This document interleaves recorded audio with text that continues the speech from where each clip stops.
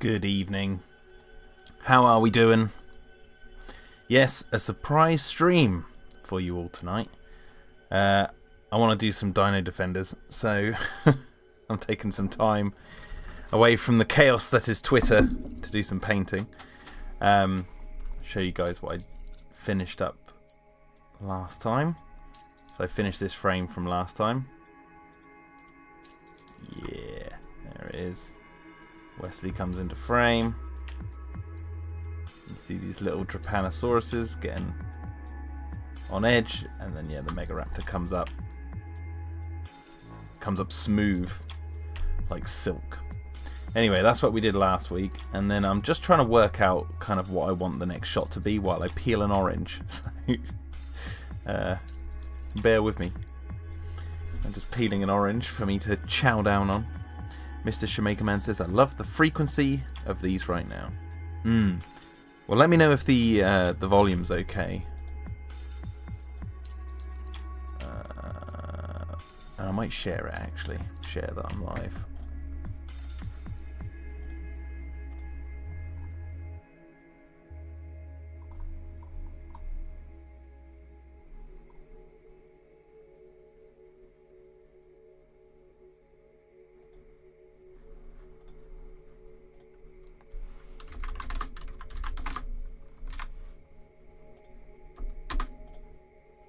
Alright, let's see. Let's put a little...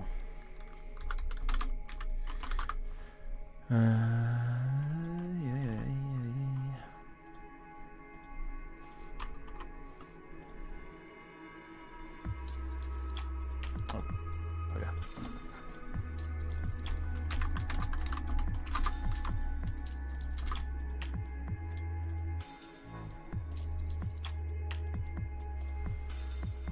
Alright.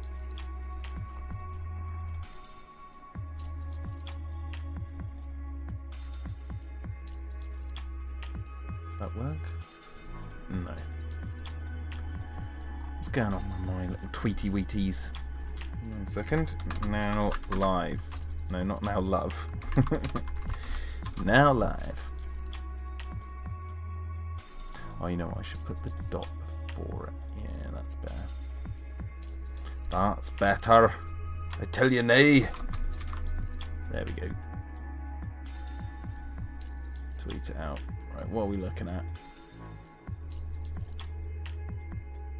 So you want to play Twister Pinball game? Oh my word. Yes, I do want to do that. I was debating whether I should play pinball tonight, but I need to get onto Dino Defenders, so I need to be good. Can't be just wasting time. I will be doing more pinball games. I know those videos aren't popular at all, like, but I love it, so I'll be playing more of that soon. Hello, Skinny Devil Lord. I forgot to tag you in a photo. I tweeted out one of your screen caps from the Lost World the other day, from Jurassic World the other day.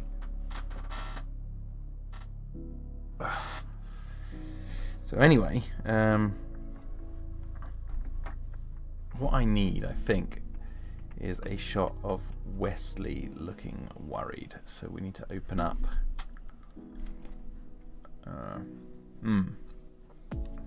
Frame 61. Where are we looking?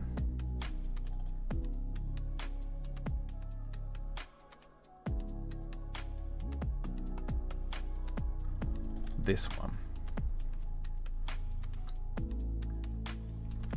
But mainly because I need the background.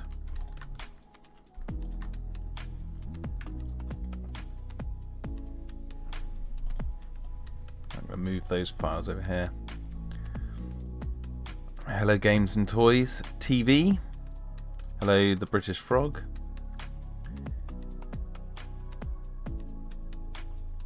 How are you lot doing? I'm good. I'm having a whale of a time today talking about the Lost World, Jurassic Park 3, and whether or not that T-Rex is the one from the Lost World. Getting everyone riled up on Twitter. It's funny. It's crazy to me how people just don't listen to what I'm saying.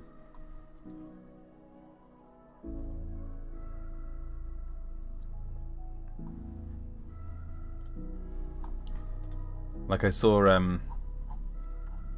what was that bloody tweet? Not that it really matters. It doesn't matter. I can't even find it on my timeline anymore. No, wait. I need to go on following, don't I?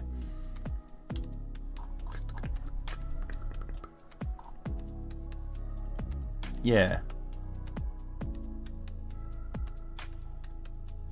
The Edamphsaurus. I wonder if I can actually pull this up. Let me go to one of my other things. Let's see, does this work? No. That's from today. That doesn't work.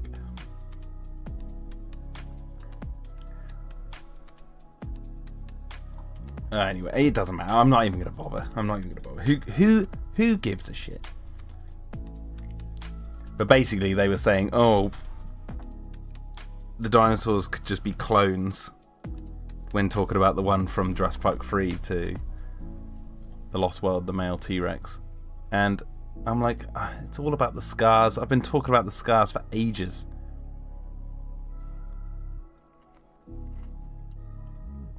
So it's the scars on the animatronic T-Rex that bring into question, you know, why ignore those scars? But they seem to think I'm talking about just coloration only. Bastards, don't listen. Right, anyway, so I want dinosaur, just think, ooh, big lizard.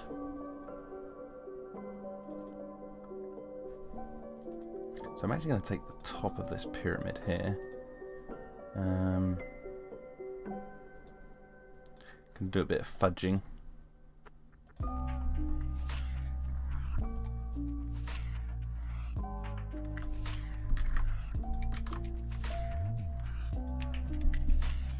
I want this to be like a kind of action-y shot. So the green's more over this side. Yeah, our first genetically engineered scar. It's just it's such bullshit. It's just like, no one listens. And then I get called crazy on Twitter. It's so funny. People are like, don't engage with him, he's just trolling. It's like, I'm not trolling. I'm trying to tell you. You're being stupid. Trying to question why people consider the Jurassic Park 3 T-Rex a different one. No one ever questioned it. Like, everyone just accepted, yes, that's a different one. It's like, but why did we? I say we because most of the fandom does. Why did everyone suddenly agree that? What's the evidence for that? And then people say things like, oh, it's because they just picked the animatronic because they just needed a T-Rex. They didn't think much of it. And it's like, well, that's true. But at the same time, the only thing they did think about was, let's just take a T-Rex out of refurbishment from the Lost World. I think their exact quote was as follows, because I've actually got the file here. Here you go, it's easy to find. They said, the crew took one of the T-Rexes from the Lost World out of storage. So they took one of the T-Rexes out of storage from the Lost World. They took the T-Rex, the male T-Rex, out of storage from the Lost World. And these people think that they didn't once stop and think, are people going to think we're killing the Lost World T-Rex? They probably didn't think that question because they were thinking we're taking the T-Rex out from the Lost World to fight the Spinosaurus and have it die. That was it. It's like, I've literally been labelled like overthinking this. It's like, I'm not the one overthinking it. I see a T-Rex animatronic that looks like the one from the Lost World and I go, it's the Lost World one. It's everyone else overthinking it and jumping through hoops trying to answer like, it's not the one. Even though it looks exactly the same. Here's all my reasons.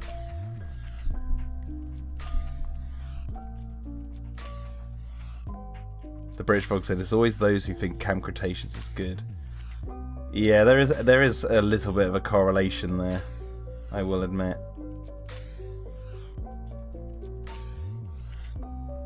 They don't care about consistency though, that's the thing. It's like, which you don't have to care about consistency, but I do.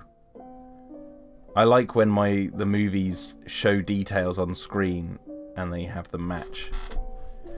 That's what I'm all about.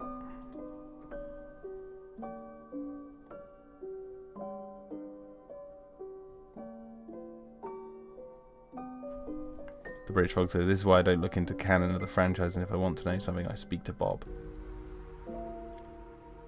Yeah, you just ask someone who's more in the know.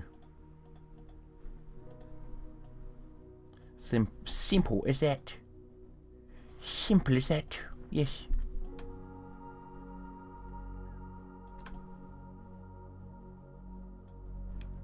But anyway, it's been really funny because the good thing about all this crappy Twitter drama that happens whenever me or the Dinosaur Man puts out a tweet is that I have content to talk about.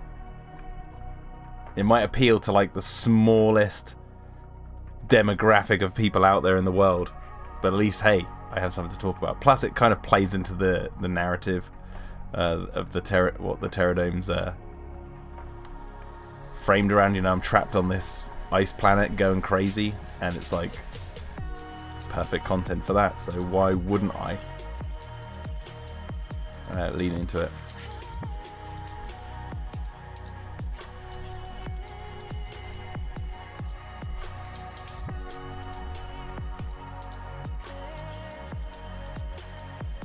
Any drama is good advertising. Yeah, because I can put out a video that says in the title, did Buck die in Jurassic Park 3?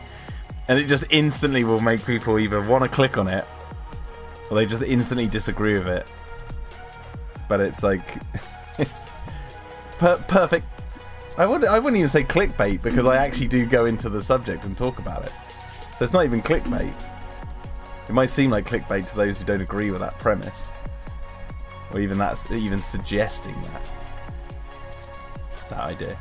But like, I probably should have laid this out in my video a little bit better, but like, had they kept the consistency of the male T-Rex and the female T-Rex from the Lost World, like, better than they did in Jurassic World Dominion. Like, if that last shot of the T-Rex coming out of the forest, you know, you see the T-Rex with the scars on his face, you know, they changed the camera angle, and they matched it better, then I'd be like, okay, I have to accept that. But I'm not personally going to accept it because of the tweet that Colin put out saying yes. Like I said in my video, I respect Colin's attempt, his sentiment.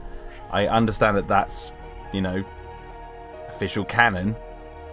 But personally,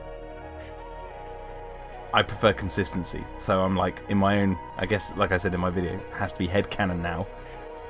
Buck is the one that dies in JP3, and the two at the end of Jurassic World Dominion, just two random T-Rexes. Because luckily for me, they don't look like the ones from the Lost World. So my headcanon is more consistent. What can I say? Right, now what do I need? I need...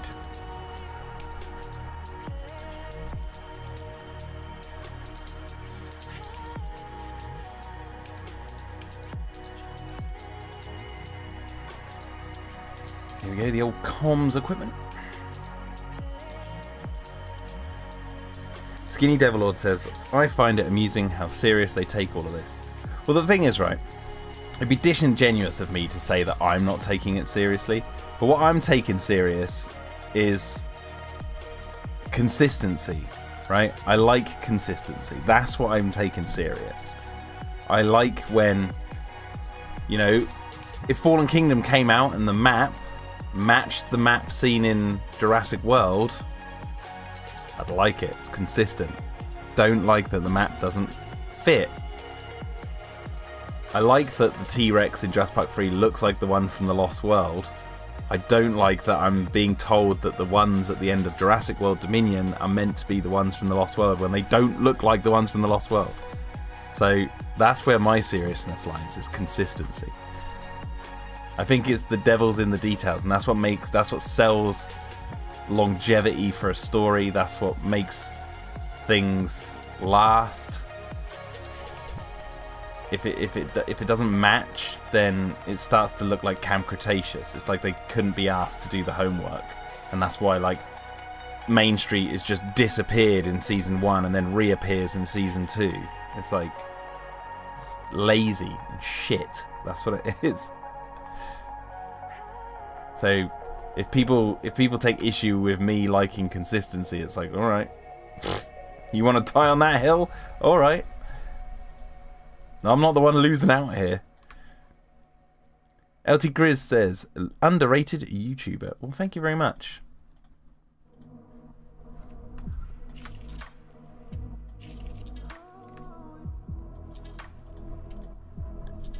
Right. It took me ages to get that blooming comms equipment. I'm talking about consistency, and I'm trying to get this to match. The irony, hey? So which way round is that? That needs to be... No, that was... Wait, let me start that again. Let me bring that comms equipment over. Did I flip it in this one? No. So really what I should do is flip that, bring that over a little bit like this. Yep. Move that.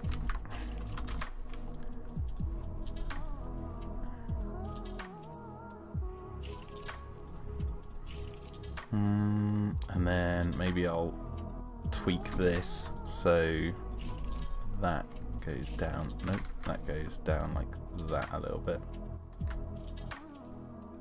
Do you remember me from your Pyramid Raptor stream? LT Grizz. Yeah, I recognise your name, LT Grizz.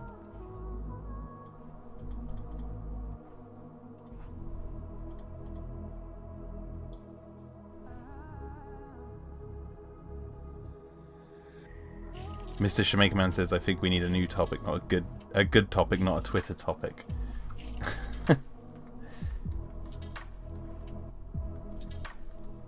Well, what do you want to talk about? Send a topic. We talk about the Rocky films. I've been watching all the Rocky movies. Started with Creed. I saw Creed before, and I'd seen Rocky 1 years and years and years ago, but I hadn't properly sat down and watched them all. Some of them I just flat out haven't seen before. A lot of them, actually. So my wife and I watched Creed, then we watched Creed 2, and then we went back and we've watched Rocky, Rocky 2, Rocky 3, and then last night we watched Rocky 4. And Rocky 2, 3, and 4 I'd never seen before. And we're thoroughly enjoying this series of movies. Very good movies, all round.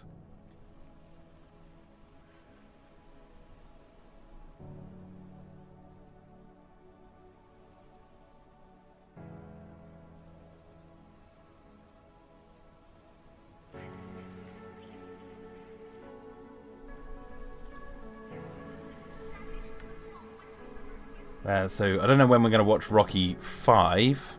LT Grizz says Rocky 5 is kind of mid, not going to lie. I don't know anything about it, so I don't want any spoilers or anything. I have no idea what Rocky 5, what's in store for me. I believe the only thing I really know about that film is I think that's the only film where there's a street fight. Like, there's a fight out in the street or something. But, yeah, and I know that the film's long, like it's 2 hours, 30 minutes long. So, but I'm open-minded. I've enjoyed the journey so far. I really like that, you know, the films are basically all written and directed by Sylvester Stallone. That's made me really appreciate old Sly Stallone a lot more than I did before. I respected him as an actor. I liked him as an actor. I love Cliffhanger, for example. But I didn't realise how creative he was with the Rocky franchise until watching it and doing a bit of research. And I really like that it's just like his vision and his story. And I know there's like other producers and stuff and everyone's like contributing from the films, but like he wrote them, so like it's just nice to see his vision. He's like the George Lucas of boxing movies.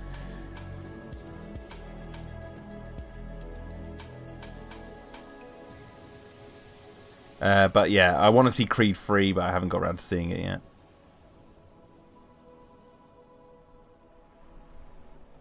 The Italian Stallion. yeah, really enjoying those movies. They're good fun, and they've been helping me with my motivation to, work out.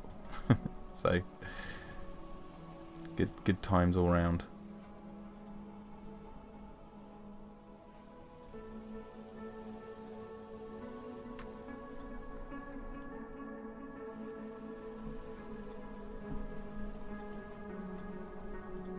Start to bring the sun out a bit more in this background.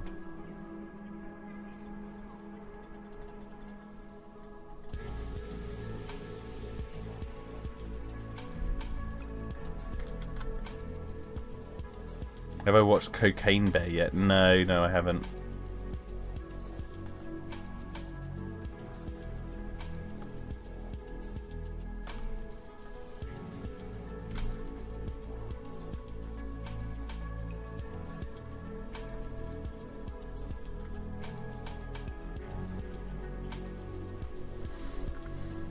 Okay, so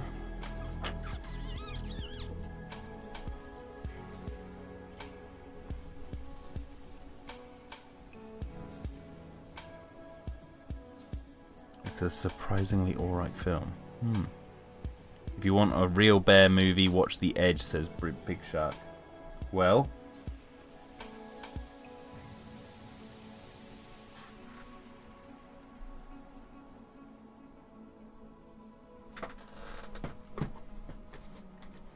I watched it the other night. I got The Edge right here. Very good movie. Yeah, very good.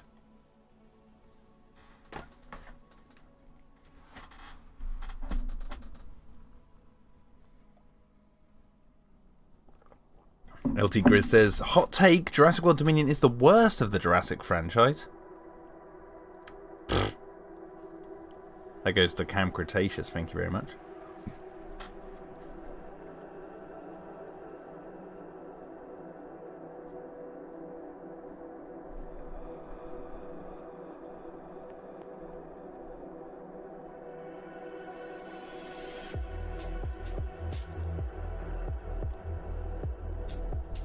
You said franchise. Oh, now you're saying no, just the movies. Well, that's Jurassic Park 3. Jurassic Park 3, hands down.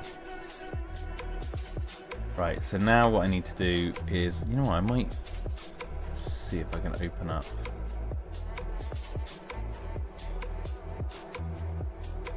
characters.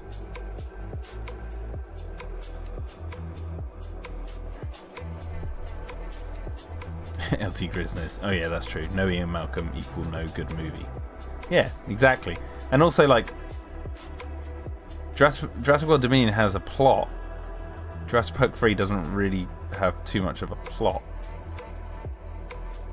Like, go rescue our son from the island. Why? Because there's dinosaurs, they might eat him. Okay. Is he scared? Is he in danger? We get to see him? Nothing. He's just fine. If anything, he's thriving. Oh, you stole these eggs, Billy? Get some comeuppance for that, don't you? Because that was a silly thing to do. Oh, you're still alive? No lesson learnt? Maybe. Maybe a little lesson, but I don't know. It's just, there's not really much there. It's a bit loose. But at least Dominion has some more layers to it.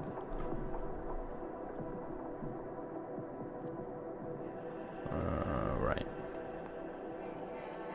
Plus, I just love the whole locust idea. I just think that's brilliant.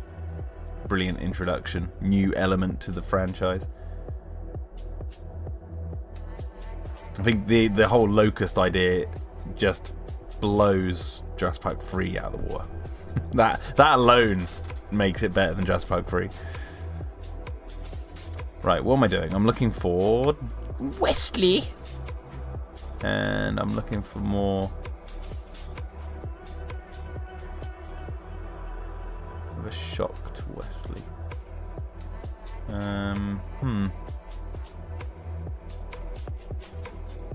Now, you know what? I'm just going to make it up. Right, let's just do this.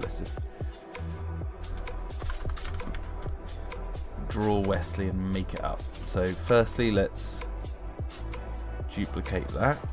Put that below the white layer. Bring it over. Not that one. This one. No.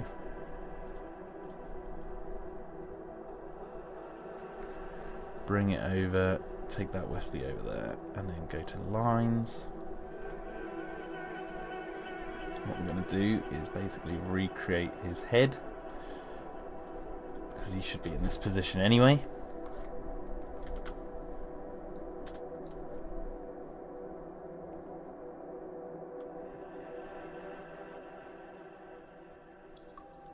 LT Grizz says, Camp Cretaceous isn't that bad.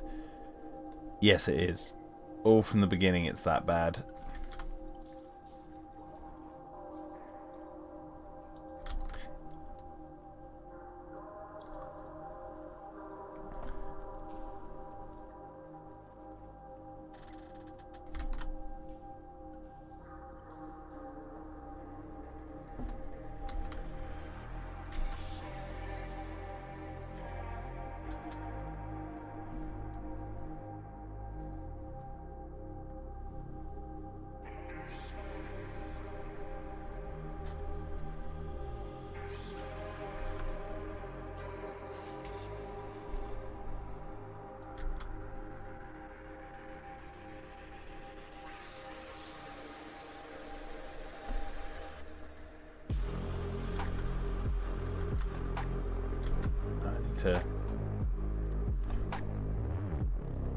He needs his wide eyes.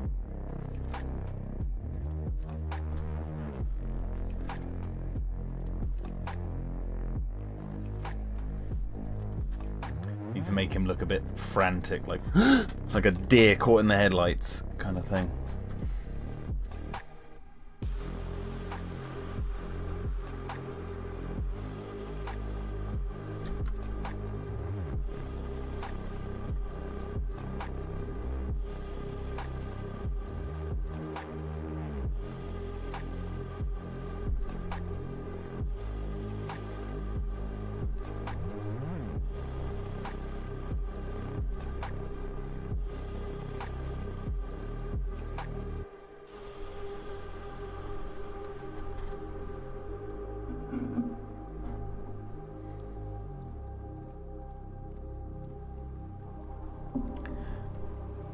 Games and Toys TV asks Jack, do you have any plans for a sequel for Dino Defenders? Big Shark says nope, he already has a sequel.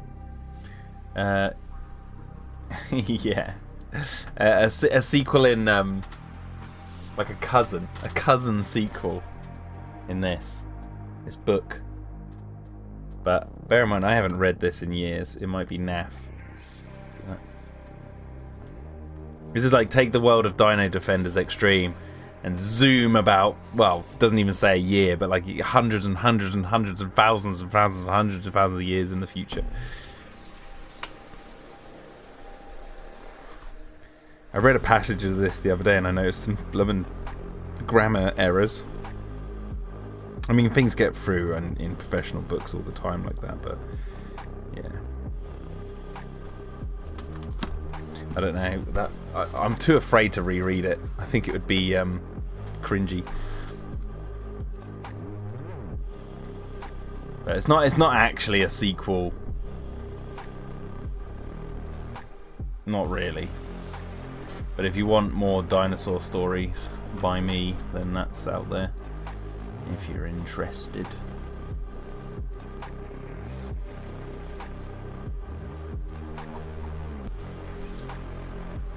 Right, so now I think I can get rid of that.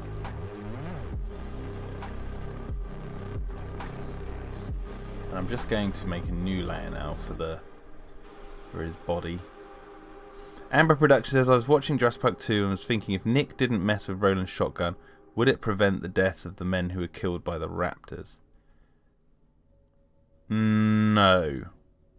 Because Roland would have just taken out the T-Rex. The men were already running to the raptors before that. You wrote that book or did someone else? I wrote it. I wrote it. It was edited by a few people. Like, edited as in, like, made sure the grammar was alright and talked about character consistency, and then I went back and rewrote bits and all that sort of stuff.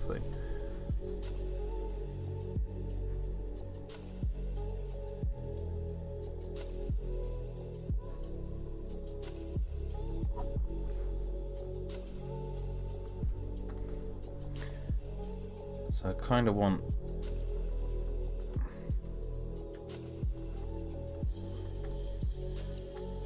This is going to be quite rough to begin with, but...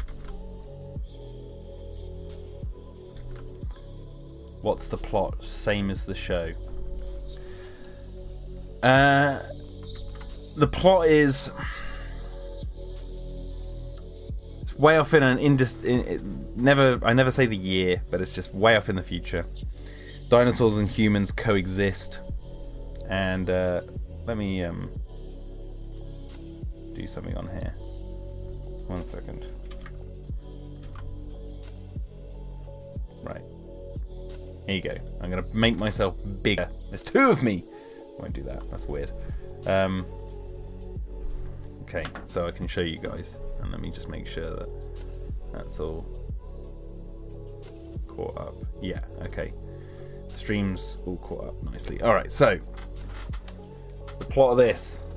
Humans live in giant trees, massive trees that they can build entire civilizations around, and these trees are connected via bridges. There's other trees, you can't really see it here on the stream, but like there's like bridges and stuff, and they are absolutely massive. Entire marketplaces and stuff are all built inside the trunks of these trees. There's other buildings over there in the background in those trees, and they live off the ground, you know, because the ground is full of dinosaurs and God knows what else. There's factions all around the world who do different things. There's like the traders, there's people, and they all have different types of settlements. So some of them have like giant fences and walls to keep the dinosaurs out and all that sort of stuff. There's some that are like wind farms. They like utilize the wind. There's this settlement down in this massive ice sort of continent, and they deal with fresh water and capitalizing on the water distribution around this area of the world. And anyway, there's a guy. There's like these enemies, the villains, who are this like group of nefarious people who are trying to basically not necessarily take over the world, but they're trying to take over sort of distribution. They're trying to take over, sort of take control of management of what's going on, rather than trying to like take over the world. But like they enlist people by... I'm just now going to get rid of this. They enlist people by enslaving them, putting these neck braces on, and if you leave a certain thing, they blow up. So they like go around, they're enslaving people, and they're doing all this, that, and the other. Bad guys, basically. Bad guys. Don't want to mess with them. But anyway, they attack the settlement. I think it's called Altus, where the people live in those trees, and they find a survivor. The people of Altus. And the survivor is a young lad. I think he's like 18 or so, if I remember correctly in the story, named Rowan, and he doesn't remember who he is. And he basically, they grill him, but they can't get any answers out of him, so they keep a watchful eye on him. And the story begins, basically, he's been living there at this city for a while, and they've kind of sort of eased off, because they're like, he's not showing any signs after all this time of like anything. They still keep an eye on him. They don't really trust him, but he's there, working and whatnot. And then he falls in love with the daughter of the lord of this entire settlement, and they sort of have this secret fling. And the guy, the lord, does not like this, obviously, because he doesn't trust Rowan. And so he what am I doing? I'm not concentrating. That's what I'm doing. I need to use some sketchy lines. 1 second. And so he puts Rowan on this sort of like mission that's going out to get a treaty from the people who deal out the fresh water. Like, they want to make a treaty to basically say you're not going to join this bad company, you're going to work with us and have an alliance, basically. But they need to do it in secret. So there's a secret mission going out, so to avoid enemy radars, basically, to go and get this treaty signed before it's too late. And so he puts Rowan on that mission and sends him out. And two things happen. One, the daughter sneaks on board, and they can't turn back when they find out. So they realise, the crew and Rowan realise they need to protect her at all costs to get her home safely, because that's the last thing they need. And two, the enemy find out that they are going to this place, and they send this assassin, this guy, who's called Snow Eyes, who's like this. He's like a Darth Vader type. Oh wait, where's the camera? He's like a Darth Vader type. He was once a person, but he's encased in sort of robotic suit, and he rides this T-Rex. And he's like this assassin. So they send these people after Rowan and the others to try and stop them from getting this treaty signed. And I won't say anything else other than that. But they have like flying ships. Their ships. I won't say any more than that. But here's something else. Like their ships. Where is it? I've got a picture of one in here. Their ships are like. I wonder if I can pull that up again so you can. There you go. Their ships are like, you know, what you'd see on the water, but they fly. And they come in all different shapes and sizes. I think there's another one towards the end of the book called that one's the Skyfire, and then there's one called the Silverhawk. Where is that? There it is. They all have this sort of similar, shape to them. And there's one that's like absolutely massive. The villain's one. It's not massive, but it's bigger than those. But they come in all different shapes and sizes on both sides of this sort of war. There you go. That one's called the Titan. This is like this giant. These are meant to be like sketches by the characters, by the way. So it's like a giant ship.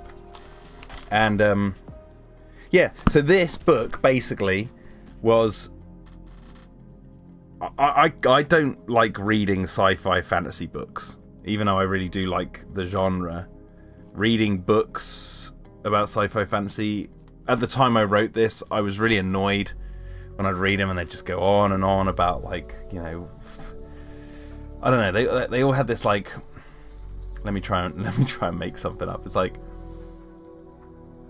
Gefelder worked in the mines alongside the dwarfs.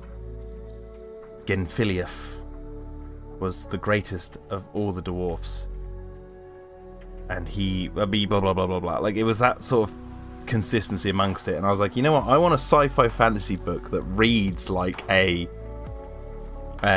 sort of a modern day crime thriller, like something set in our world, that doesn't dilly-dally on all the details, but just tells the story straight and just doesn't even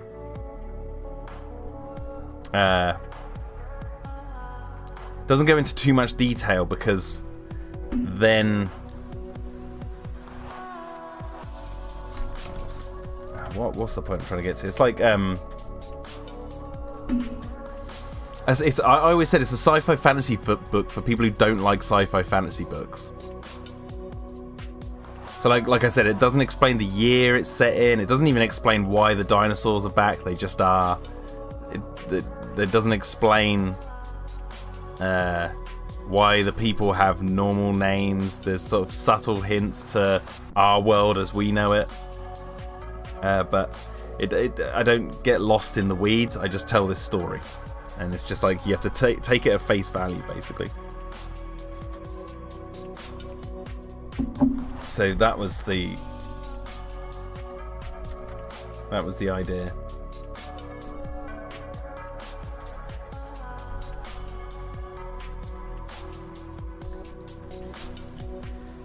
How many species of dinosaurs are there? Are they all named and listed? If I remember from memory what you meet in the book, there are Kentrosaurus, Carnotaurus, T-Rex,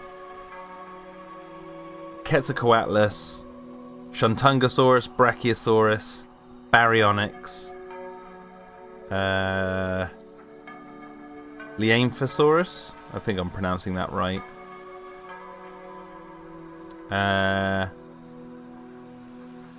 And then other like ceratopsians. There's lions. There's a whole scene where these Amargasauruses have a huge scene. Amargasaurus. There's a whole scene where lions take down an Amargasaurus. So yeah, it was like the opposite of Tolkien, and that's not like a slight on Tolkien. I've never read The Lord of the Rings, admittedly, and I've got them on my read list. So I'm trying to overcome this like thing that I had when I was younger, where I couldn't stand sci-fi fantasy books. I'm gonna give them another shot, but the book I wrote at the time was just to sort of fill a void that I thought was out there. Yeah. People who've read it have said they like it. I haven't read it since I released it in 2012. And I'm kind of afraid to, because I'm like, oh god, what cringe is going to be in there. I was 24 when it came out. 10 years ago then. I'm 34 now, so yeah, 10 years ago.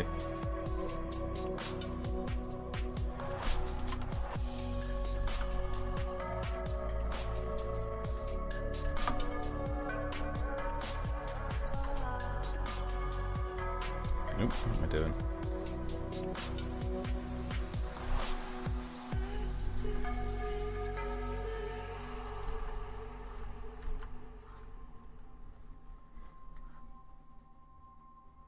I'll sort out the sizes of everything when I get to edit.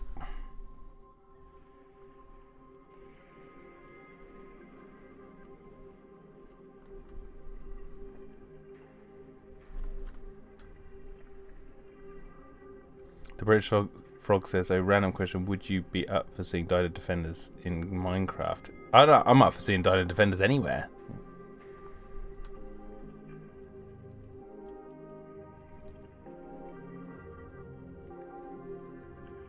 Nice to hear about your book. I've got some work to do. Good stream. Thank you, Shamake Man.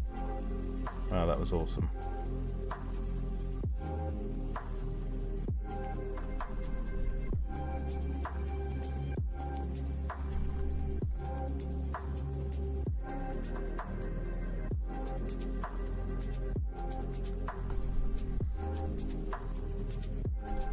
I wouldn't say the book is for kids though. There's swearing. There's a sex scene.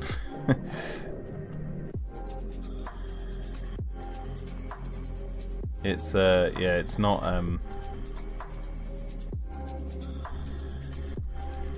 exactly a kid's book.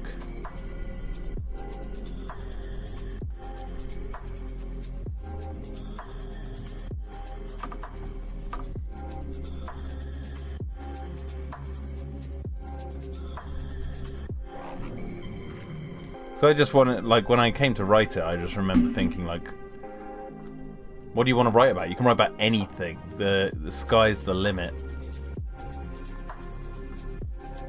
And yeah, I just was like, you know what? The sky's the limit. Let's create an entire world and try and make it read and be believable without getting lost in the weeds of explaining too much of the lore. Just give enough.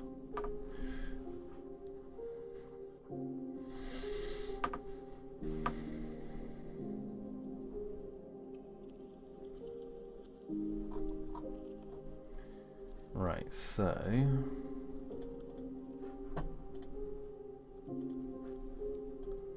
what going on here? What we got going on here, son?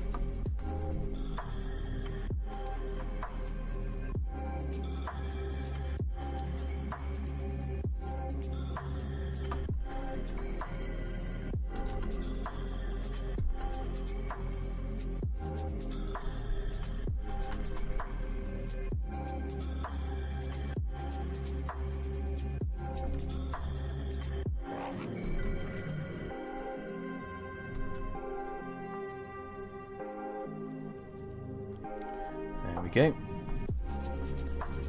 Just doing this rough to begin with, as I said.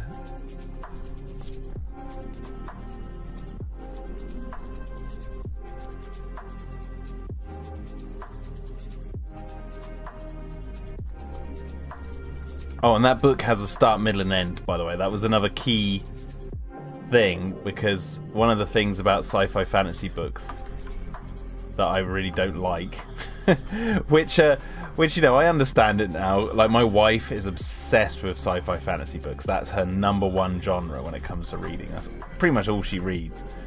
No, not exactly, but she reads a lot of it, like a lot. She's read all 15 Wheel of Time books.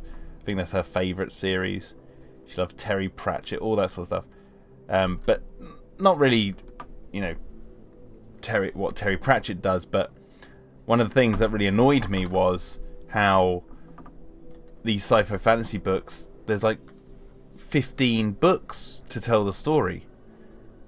Like, it's or three or four books or whatever, and I was like, well, I want to write a sci-fi fantasy book that has the beginning, middle, and end in one book. So you just read it and you go, that's the story, done, move on. Like,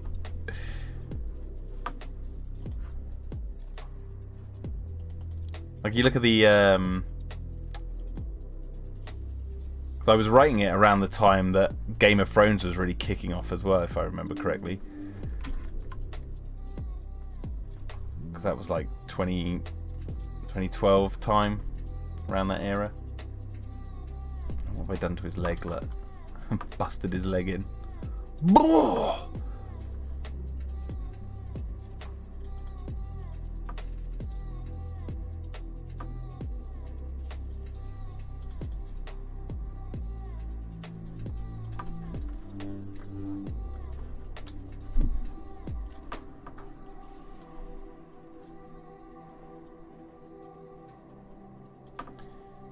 Yeah, and then like the Game of Thrones books have God knows how many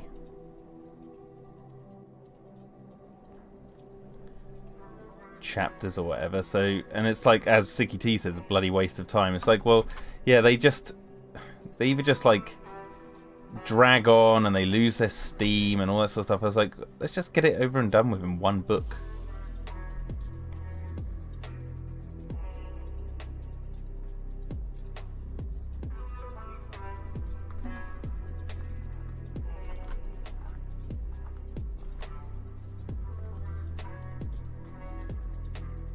So it has a definitive end. Sicky T says there's a reason there's no Bible too. Yeah, exactly. One book. One book to rule them all.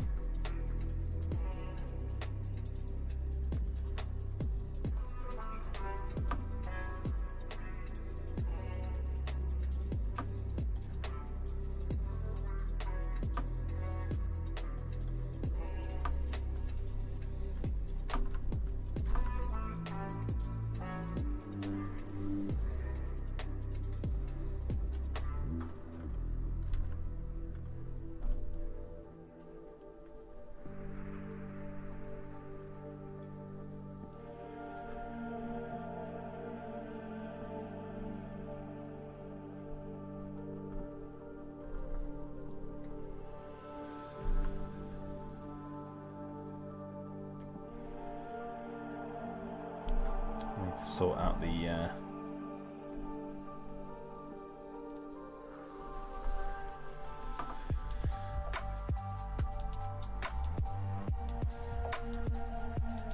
sort out his shape properly in a bit.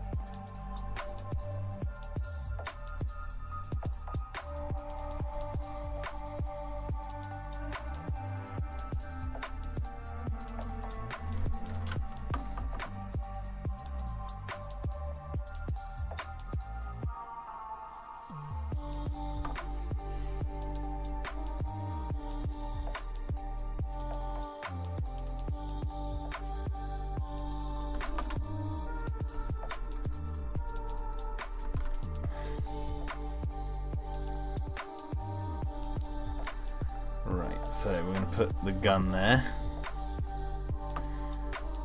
Just trying to get all tails on. His zipper, his flies.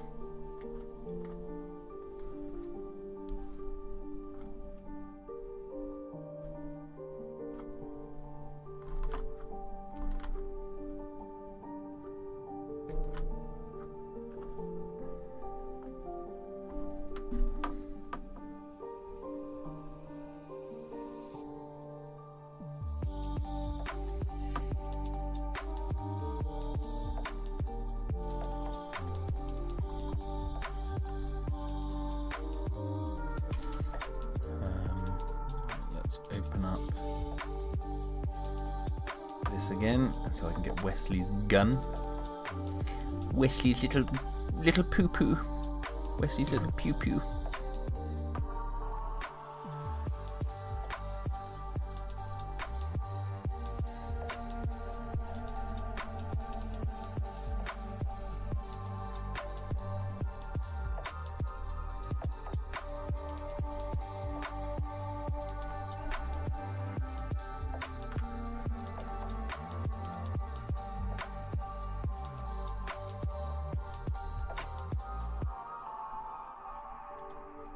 Good.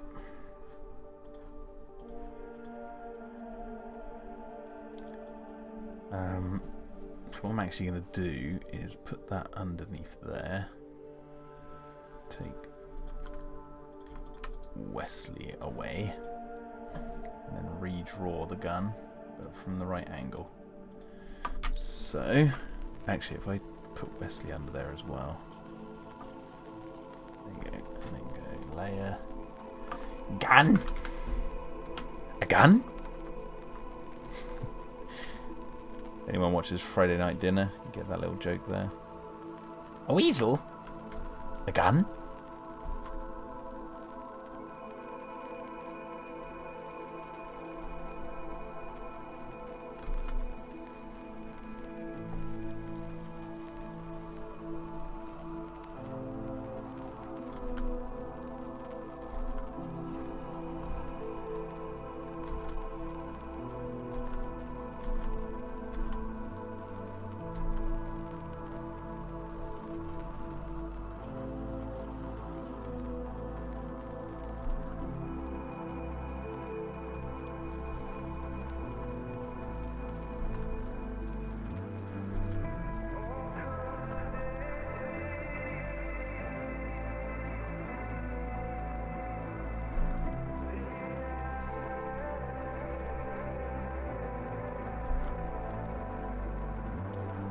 I've never watched Percy Jackson. Never read it, never watched it, never really found myself drawn to it for whatever reason.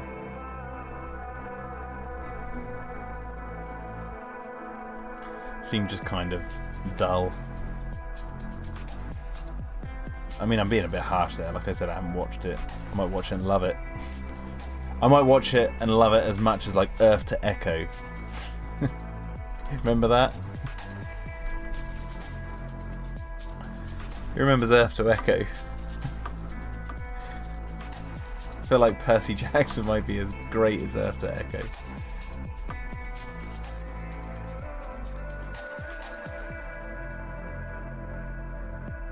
Or the Spiderwick Chronicles.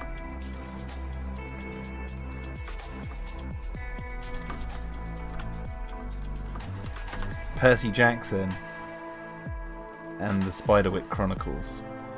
That's a good movie. Percy Jackson and Earth to Echo. That's another good movie.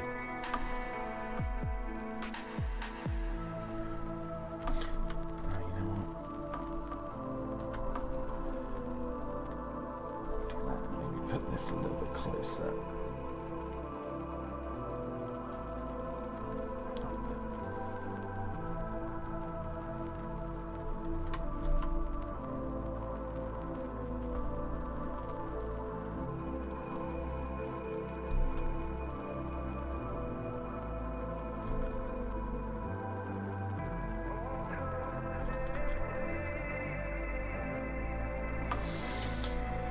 Okay.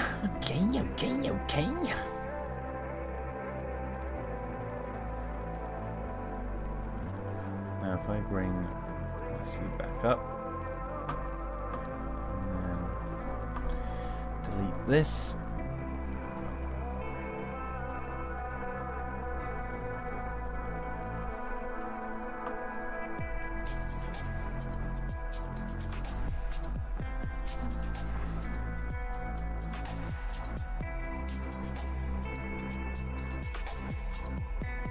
Skinny Devil Lord said, recently caught a glimpse of something on TV where Pierce Brosnan has a horse body.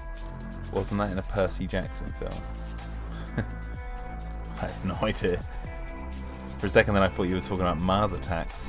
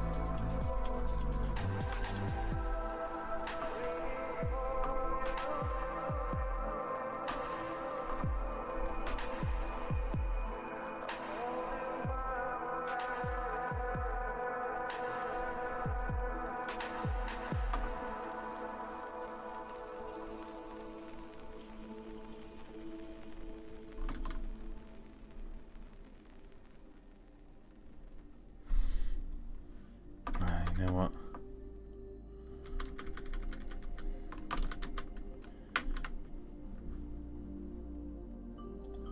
Let's flip this around.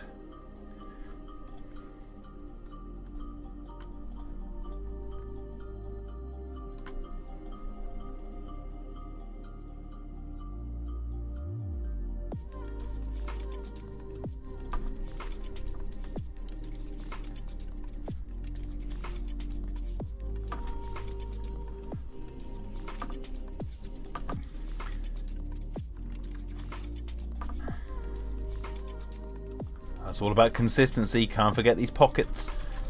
I am the consistency man. I must live up to the consistency plan.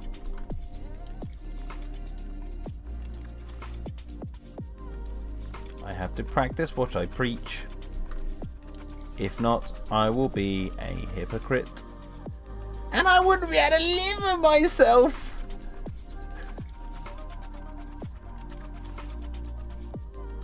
I'll be awake all night going, how can I preach about consistency in Jurassic Park when in Dino Defenders I don't do it?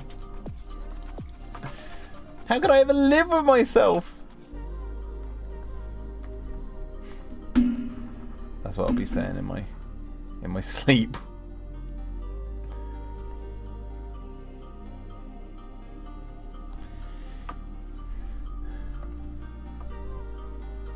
What's a really, really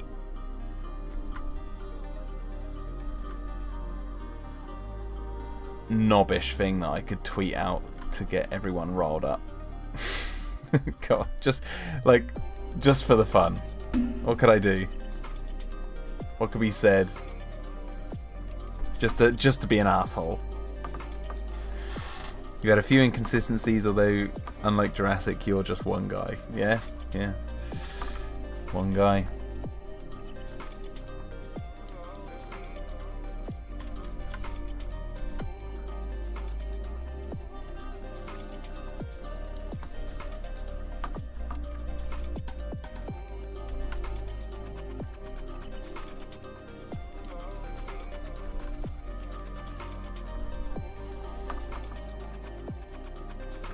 Rexy Tank Spino. I don't think that would get people riled up.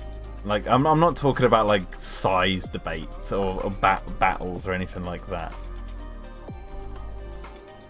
Those are too low hanging fruit. You need something that really cuts deep, that, you know, for the first few days no one really thinks about it, then it gets retweeted by someone and it hits the right person and then it just explodes. The Jurassic Park 3 Raptor design is mid. You know what? That's quite an interesting one, because I believe it was the Dinosaur Man put out a tweet saying how, like, back in 2001, the Jurassic fandom didn't really accept the Jurassic Park 3 raptor designs, which is true. Or he was at least asking for, like, you know, opinions on it. And I remember back in 2001, yeah, people, myself included, were like, yeah, there's JP3 Raptors. Why didn't they just use the ones from the previous 2 films? I like the designs now, but back then, yeah, not so much.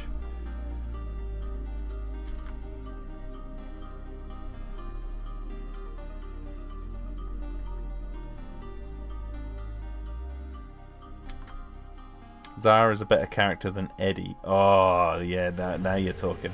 But we've got to think, right, so... Okay, if we're considering Zara to be a... Now, that's too obviously a troll, I think. Actually, I did like it at the beginning, but now I'm thinking about it, right? That's too obvious a troll, because obviously Eddie has, like, a whole character arc. He saves people from dying. There's no way Zara, who complained about a wedding... You know, she's an innocent person, sure, but Roland is a coward. So okay, that is, I'm gonna do a video about that. I think how I think Roland is a coward. I want to tweet something out just to get people rolled up. What have I got in my notifications right now? Let's see. Oh my god, I've got so many.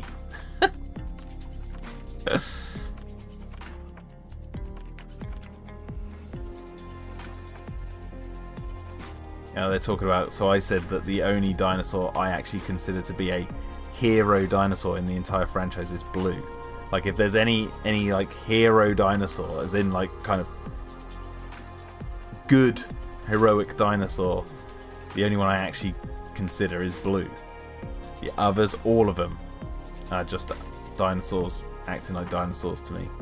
All the other ones, even the precious Rexy, acts like a T-Rex, doesn't do anything out of the ordinary for a T-Rex, whereas Blue is specifically, well, the plot of Fallen Kingdom talks about it, that she has something different about her.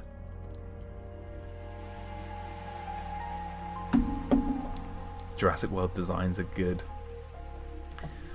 Yeah, I mean, that's a pretty done subject though, the designs. I'm thinking of like something unique.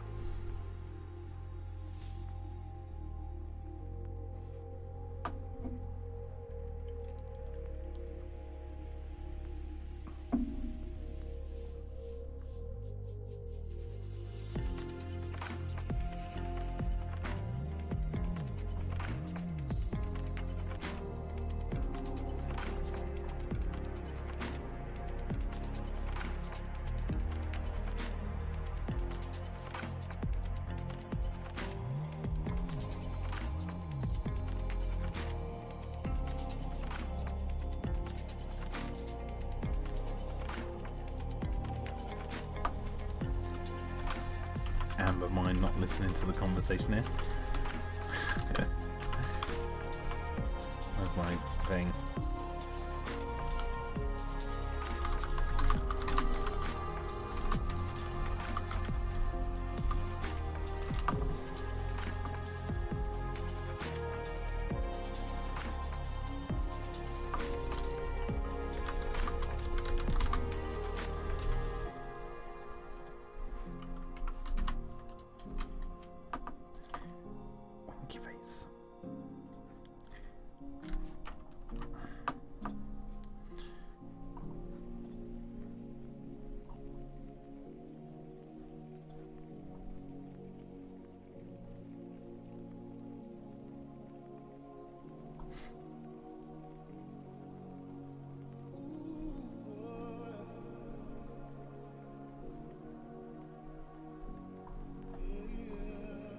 Okay, so what's this one?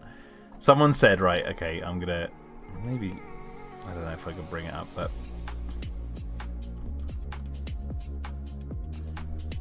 whatever. But anyway, someone said, I'm just a viewer in this debate. This is Carlos. You might even be in this chat.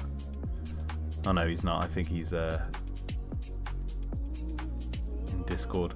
He said, I'm just viewing this debate, but what about Trevorrow saying these two are buck and doe, talking about the two T-Rexes at the end of Jurassic World Dominion? I did reply by saying, I don't buy it. Nice idea, but it doesn't fly when they just copied and pasted the same Tyrannosaur, which is true. And then some dingus here called Natch Breezel just put, the director trumps your feels, bud. Need a tank of copium. Yeah, I need a tank of copium if everyone's just going to agree that consistency does not matter. So that means, like, okay, if consistency doesn't matter anymore, then, alright, I'm going to start calling Ellie Sattler Sarah Harding.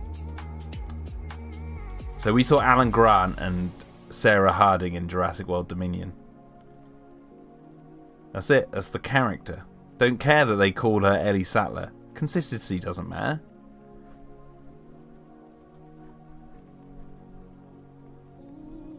Director trumps your fields. Yeah, if the director says the sky is green, I'm not just going to suddenly agree with it, am I? I get that it might be considered canon, but it's like, but I don't have to buy into it. We're all individuals. You don't have to buy into anything.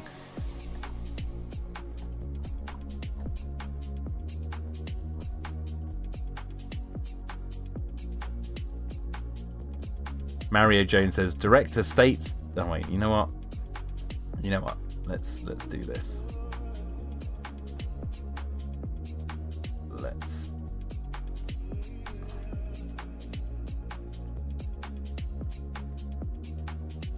Here you go.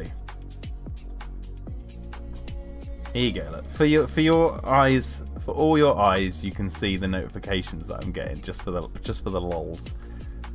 Just for the lols. Let's do it. Look. So you guys can join in this craziness.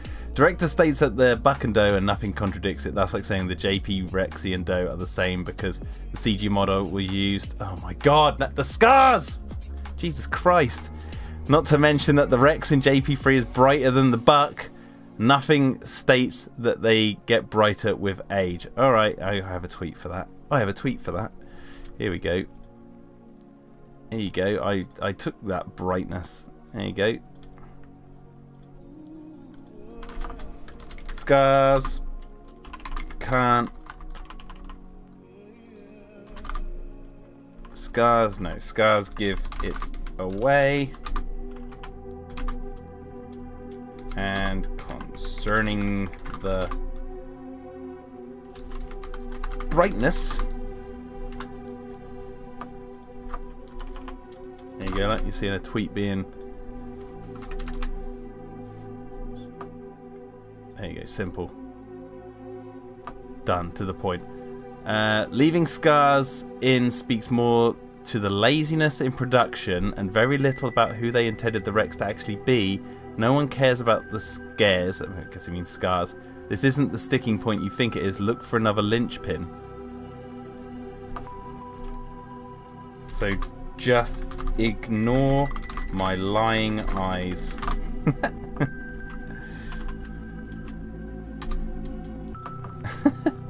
Right, we're actually going to put a little laughing emoji because it's funny. Plus, shouldn't be such a problem with it being a random T-Rex because it's canon that 7 were cloned. Oh, thank you. I'm the one who came up with that. Taking it from Trespasser in 1988. Yeah, came up with that year too. And the Lost World confirmed that sawn animals that breed, so there's definitely more realistic than a Rex. The scars are the important detail. I can just say it a million times.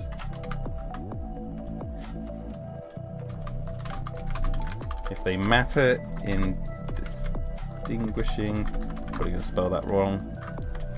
Oh, shit. That's an important detail. If they matter in, oh, what should I put? No, you guys here.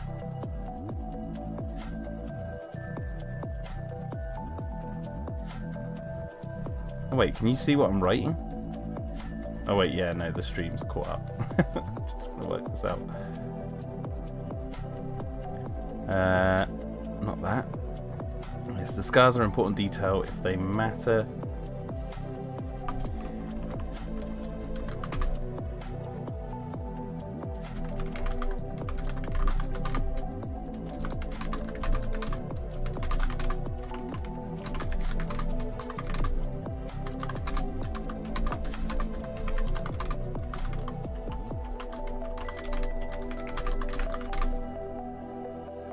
Look, Paul Kirby.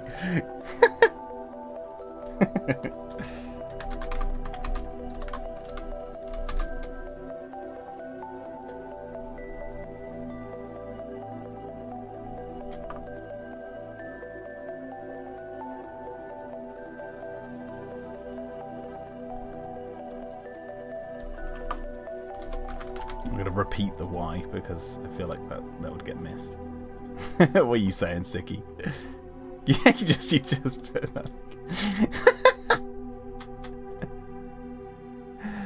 Oh dear.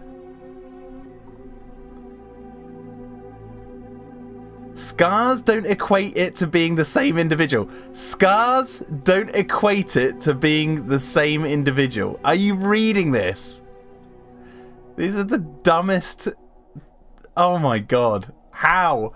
How do you have that logic? Oh, oh my god. It has similar scars. The model in Jurassic World Dominion has scars as well, and again, confirmation.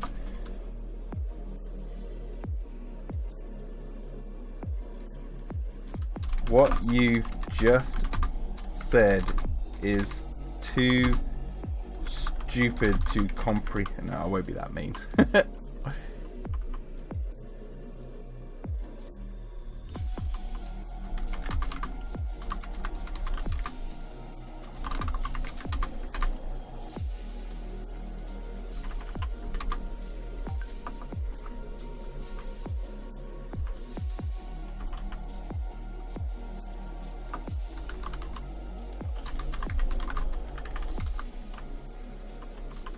I'm just gonna put what you've just said is such a paradox of logic. That'll do. Yeah, they won't get. He probably doesn't even understand it. Wait, what was he actually replying to my the brightness levels? Yeah. Rexy is an exception due to her being the only Rex on Nublar at the time. Sauna is much different due to the fact there are more than one T-Rex would have bred.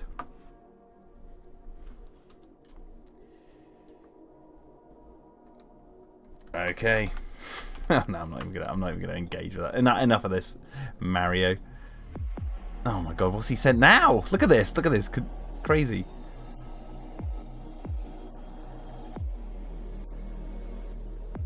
I love it. It says, I love this logic, right? Easy. There was one Rex on Nublar and was confirmed to be the same one. While Jurassic Park 3, nothing states it's the same male, and Colin's confirmation debunks the theory that JP Vale was the buck. Yeah, okay, if you want to go to a tweet to say that it's the bug, you do that. I'm sticking with what's in the films. Done. Right, enough of that nonsense. Jesus Christ.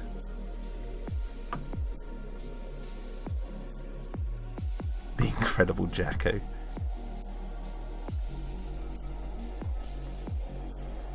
Anyway, we will come back to the world of Twitter in a bit. This is kind of funny to experience on live streams. We haven't done anything like this before, really. Live tweeting.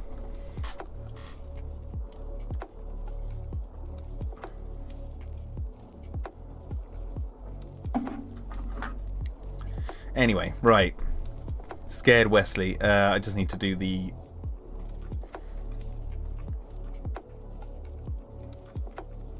Oh, you know what? I might actually do that. Yes, I just had an idea. Because he needs to be holding the magazine, basically. The magazine for the gun, because he took it out, so...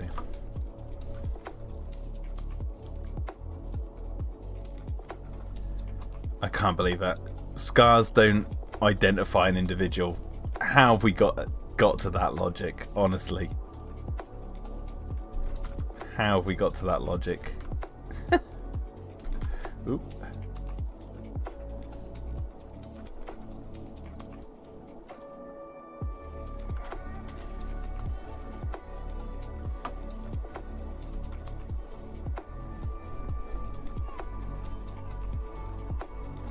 Do you know that scars are actually just tape and that Buck plastered onto his face and took it off by 2001? Oh god, it's just so stupid. They took the T-Rex animatronic out of storage. The one from The Lost World. Used it in the film. They didn't say it wasn't the same T-Rex. They didn't say anything. So for me, logic dictates that it's the same T-Rex because it's the same animatronic. They use the same CGI model, and as I seem to have discovered today, it looks like the CGI model, you know, it was updated and refurbished to match with the new technology, different bump maps and God knows what else, but the pattern is pretty much the same as well. So, yeah. Sicky T says, I've never took it to be the same one personally. Yeah, I didn't for ages as well, years ago, but I've really started questioning, like, why is that a thing? Like, why? It all comes from, like, me just going, why do people say that? Like, what was the logic behind that originally? Like, did we all just collectively just not want it to be Buck for sentimental reasons? That we didn't want the Buck to be killed off by the Spinosaurus because it was so scarring to our little minds in 2001 to see the T-Rex get offed that we were just in flat out denial. Like, what was the logic?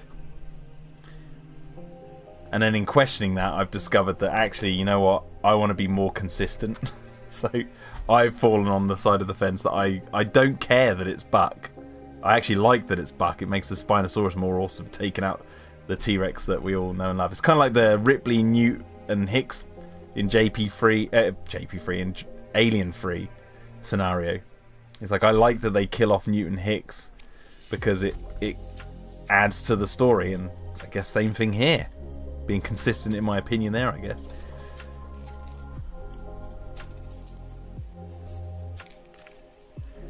Right, has Wesley got? He's got a little knife. He's got a little knife on his leg, hasn't he?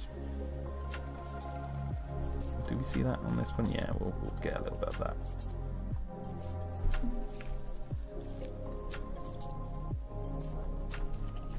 But yeah, it is enhanced. My opinion on this is enhanced, I think, by the fact that at the end of Jurassic World Dominion, those two T-Rexes just don't look like the Buck and Doe.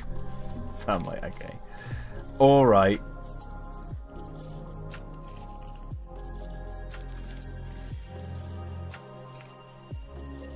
Soaringbot says, the Lost World Buck is apparently a celebrity in this fandom for whatever reason. Yeah, it's a good T-Rex. I like the Buck. Nothing wrong with it. It's a T-Rex. I like the story of it, you know, trashing San Diego and all that sort of stuff, but I'm not really like looking at it like a Marvel character, like a, you know, oh, it must live because I like it. I don't care if a dinosaur dies. I really like the Carnotaurus that attacks the Sinoceratops in Fallen Kingdom. Do I care that the Tyrannosaurus took it down and killed it? No. I really like the raptors in Jurassic Park 1. Do I care that the T-Rex killed them? No. But Buck gets a special pass. Buck must be looked after. Oh, holy precious Buck, don't you ever die on us. Hello, Thaxorian. Hello, Twisty Slap. Been around for a bit, but I just thought I'd say hello anyway.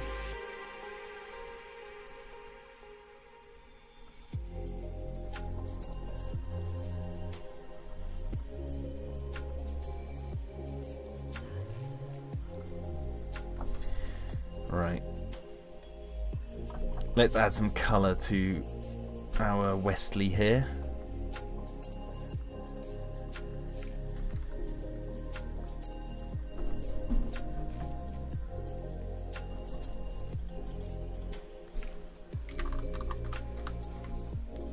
Colour.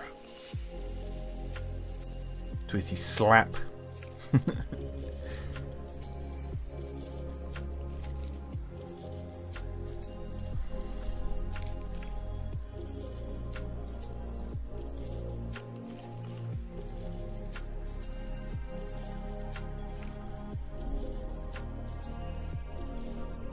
So So anything I've missed? It says Thaxorian.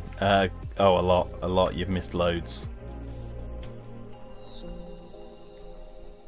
It's basically me ranting about this stupid Twitter discussion that is going on, that I've thrown lots of fuel on the fire of, as I usually do, by just posting my opinions.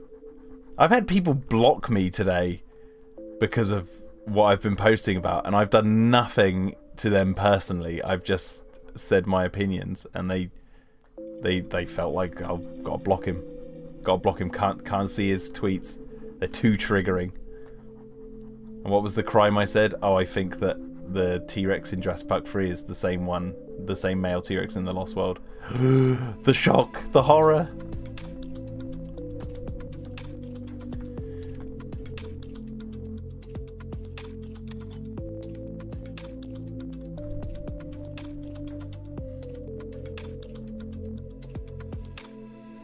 Twisty Slap says, ain't nowhere bro was blocked because he has an opinion.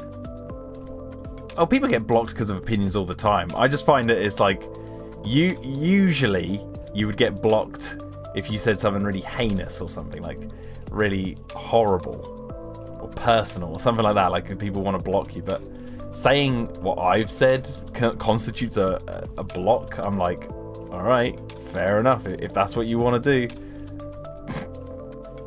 How do these people function in the real world if that's what they get triggered over?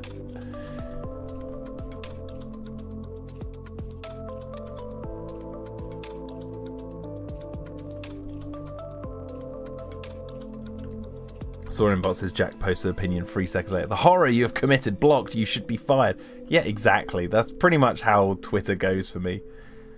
And what's funny is, like, I've seen the evolution of the Jurassic fandom because I've been around since, like, the beginning. There's been, like, this wave, different waves of fans come along, and sort of similar things come up and all that. And right now, like, you know, most of what I would consider the older players in the Jurassic fandom, you know, they're still knocking around, but they don't get engaged in these kind of conversations anymore. You know, they have lives. But I still love kicking the hornet's nest.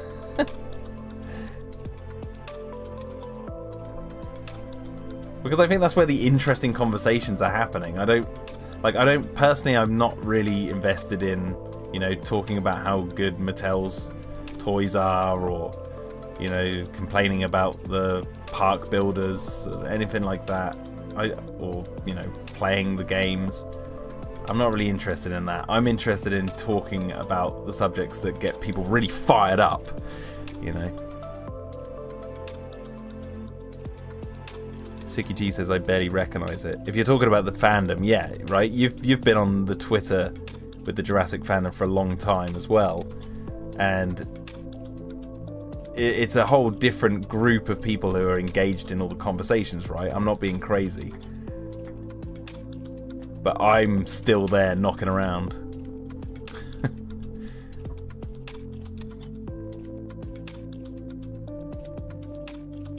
Twisty Slap says, not gonna lie, the Megaraptor in Dino Defenders Extreme is so good. Well, thank you. I'm glad you enjoy it. Completely different set of people. Yeah, exactly. And that's why it's funny, because, like, people will engage with myself and they don't know the history, and they don't know, like, all of my opinions, where there are people out there like yourself, Sticky, who might have way more better grasp on who I am and what my opinions are and where I'm coming from, and actually how angry I am over this sort of stuff, or not angry really at all, because I don't really give two shits. I just like chatting about this stuff. But these new kids, they don't know any of that, so I say something and it's like it skews younger, more reactionary. Yeah, 100%.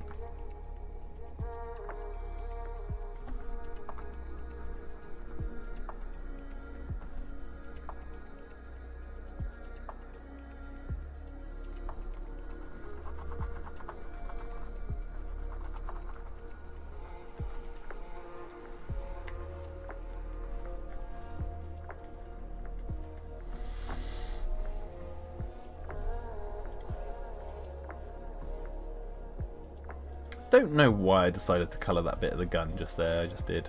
Oh, I need to do his rip in his arm, don't I? Did I, boy?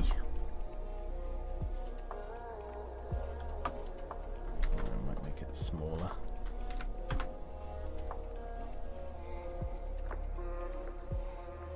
See you later, Gary. Thank you for coming by. Always good to see you here, brother. Better be consistent. Gotta be consistent. Oh, look at that. I wasn't consistent. What's it, like 1 and 2, and then that one goes down like that, and then up like that. There you go. There you go. Got it. Prehistoric Hero says I don't need to think about the Jurassic series. Alright. Well, you come to the wrong channel, if that's the case.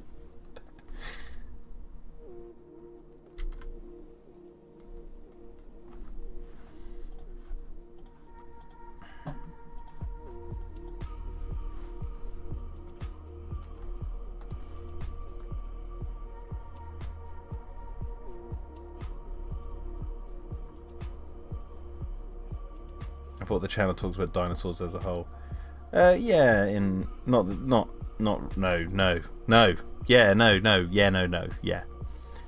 really. I like talking about movie dinosaurs, and mainly Jurassic, Godzilla, King Kong, 65. I'm going to be doing a commentary, by the way, for Jurassic World Dominion's extended edition soon to round off my commentaries that I have on this channel. I need to find time to sit down and do it, but yeah, I'm planning on releasing that within the coming weeks. And 65 as well, when that comes out on Blu-ray, I want to do a commentary for 65.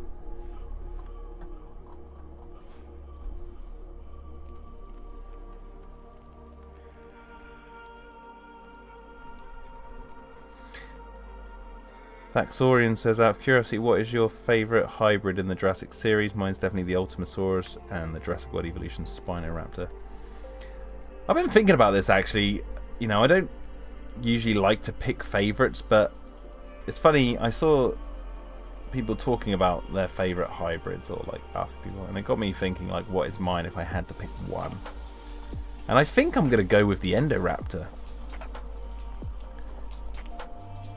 Something about it, just I really like it. The Indominus I love, but I think the Endoraptor is meant to be a more refined, the more refined vision of what Hoskins and that were going for. And I just love the black design with the gold stripe and the way it's stupidly intelligent and yet it's like glitchy, and it's the sort of like mid-sized killer. I love the design of his face, the fact that it's like representative of a dragon, like symbolically.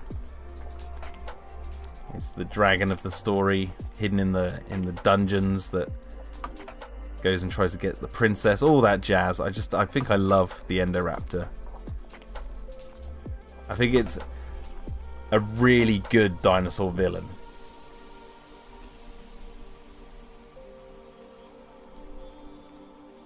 Now, would I like to see it return in some form? Depends on the context. But right now, no. I kind of like how it is. Like, it's got this brief scene. Oh, I like his Dracula analogy as well, by the way. The Endoraptor. The Dinosaur Man has a great video talking about, you know, the story of Dracula and its connective tissues to Fallen Kingdom. And he's opened my eyes up to loads of things. Like, for example, like the bloomin' glass window that they climb on at the end that the Endoraptor falls through. And like there's a shot that just shows it. It just looks like a giant coffin, complete with like the crucifix at one end. And I just thought that was genius. And you see the Endoraptor falls through that and then gets staked in the heart, which is kind of like how Dracula is taken out in some stories. All that sort of stuff. Love all that. That is my bread and butter.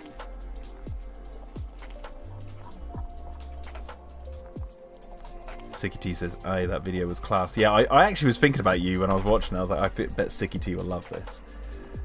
Because like J.A. Bayona talks about it in the making of, behind the scenes, like how he, you know, paid homage to Dracula in the scene where the Indoraptor's climbing into Maisie's bedroom, but I didn't realize how quite deep it went. And the Dinosaur Man put out on Twitter the clip of Renfield.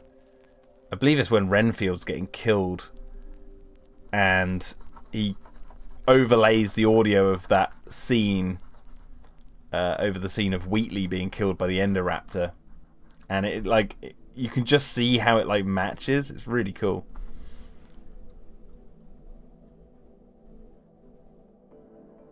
Sikity says the Indoraptor also scales the castle wall to get to Maisie's room window. Dracula literally crawls along the wall just like that. Exactly. That's why I think the Indoraptor's my favourite. Skinny Devil Lord says, I love that the Indoraptor was unfinished. I love the weird ticks it had. The design, my favourite hybrid has to be the Indominus though. Finally got the Prime 1. Nice.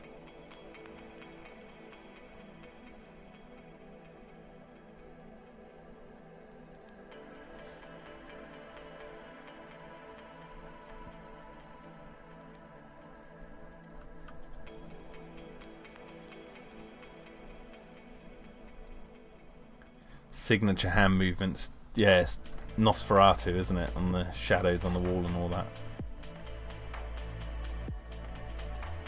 It is just awesome.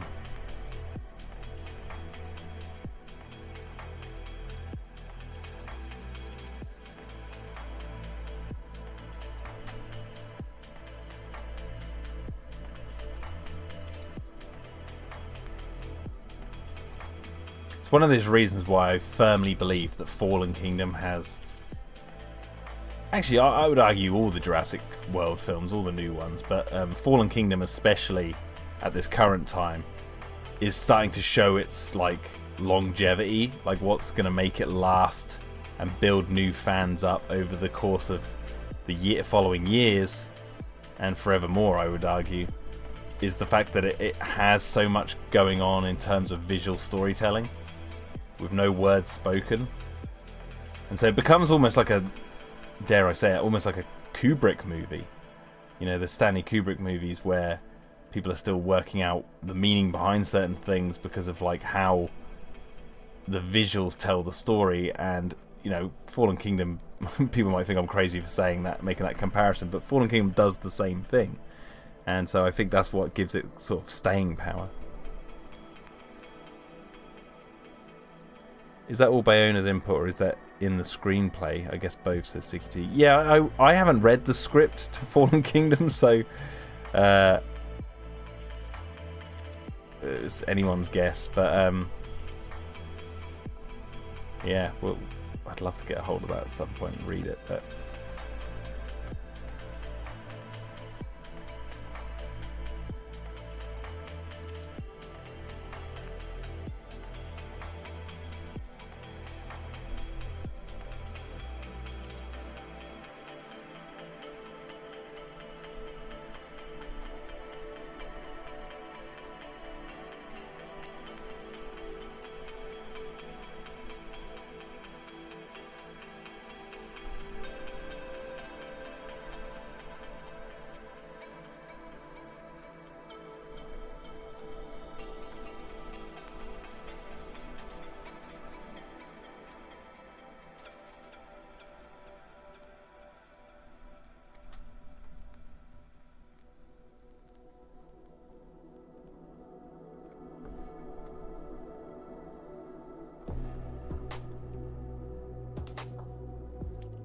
I've just realised there's a kind of another kind of Dracula parallel with Fallen Kingdom.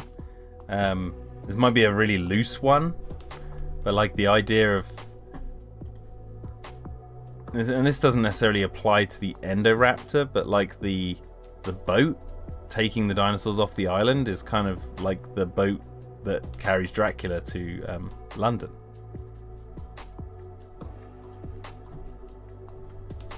This idea of like the monsters are coming back along the sea in a boat. That might be a bit of a stretch.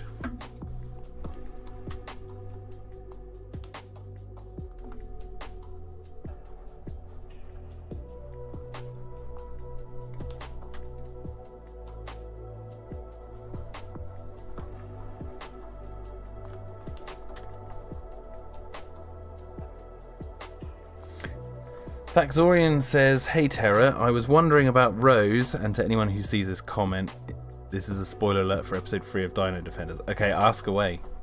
I'm going to have to go for a toilet break in a minute.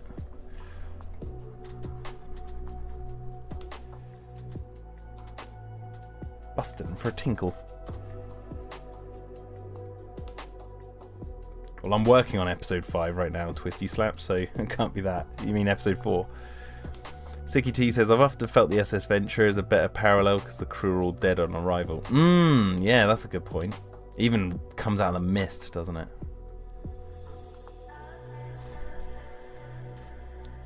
Twitter break. Oh, God. Yeah, right. Well, I just quickly need a toilet break, so I'll be back in a minute.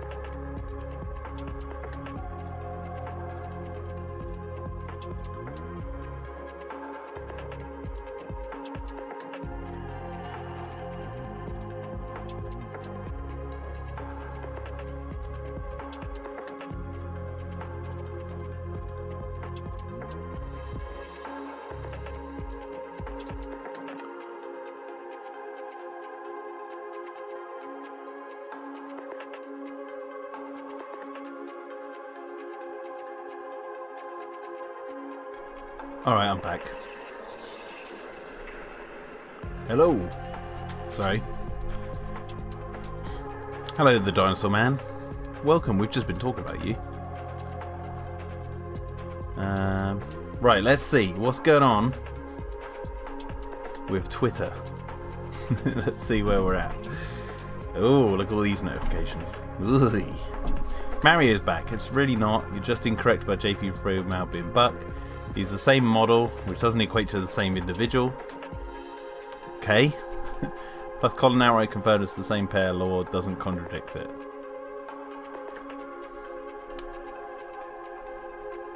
I'm just going to put that merry-go-round lift. Go, GIF.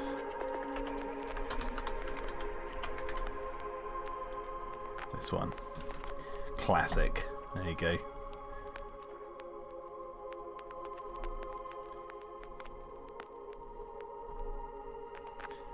Well, not that interesting. Anyway, right. Let's get back to reality.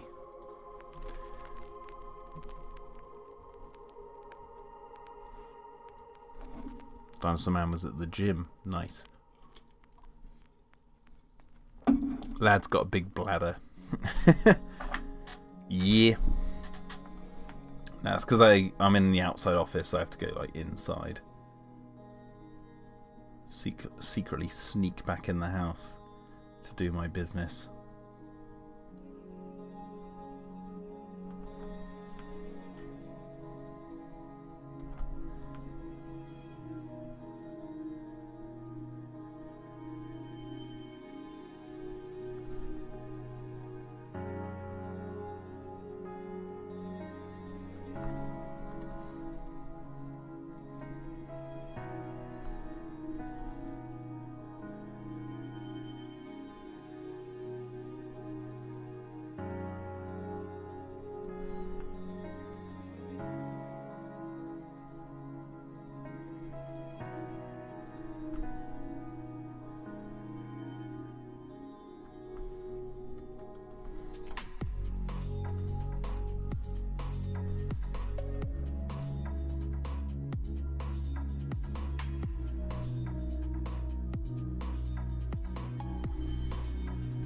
Okay.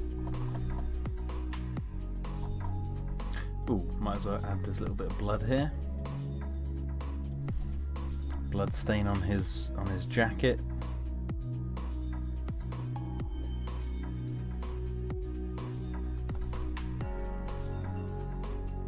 And he's got blood all over his elbow. So I'll add a hint of it here.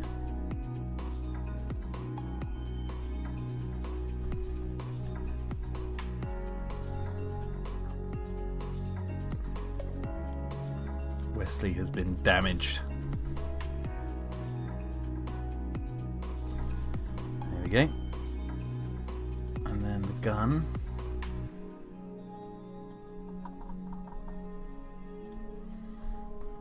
Ooh. Legendary says, how is everyone? We are good. We are good.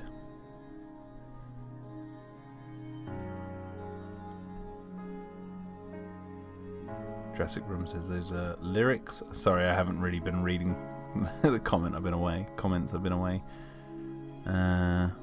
Just scrolling up. See what you guys are saying. Oh, you were talking about Rose. Why did someone have a question about Rose? Why did Rose mutate, says Thaxorian? I think you guys have pretty much answered it in the chat, but she has mutated herself in defiance of God.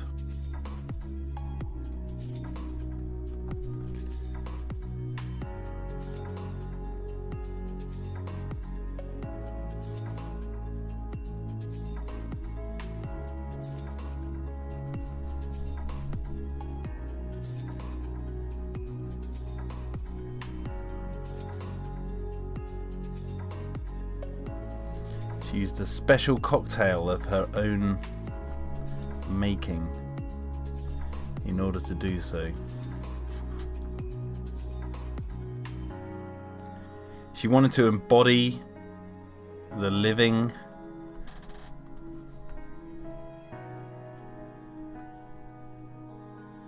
middle finger to God, basically. And that's not a good thing to do.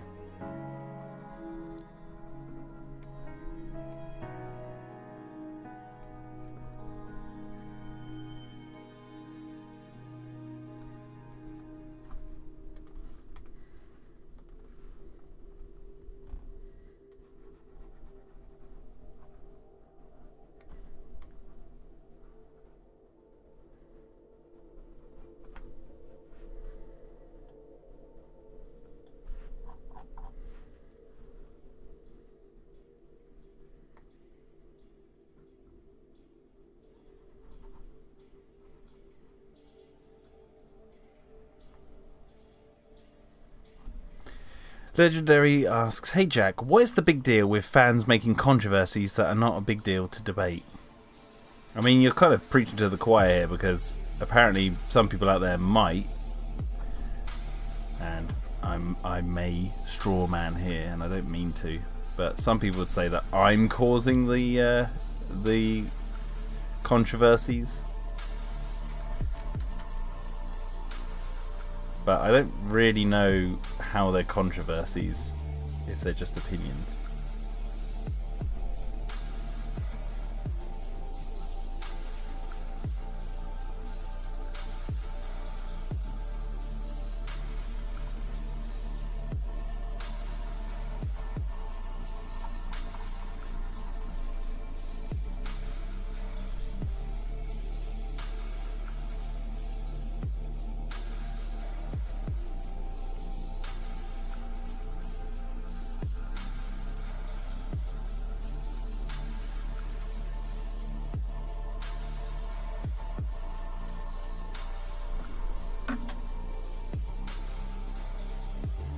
Saurian Bot says opinions equal sharing fake info equals Twitter mentality. Like, don't get me wrong, you can hold opinions that are controversial. 100%. I'm not saying that can't happen.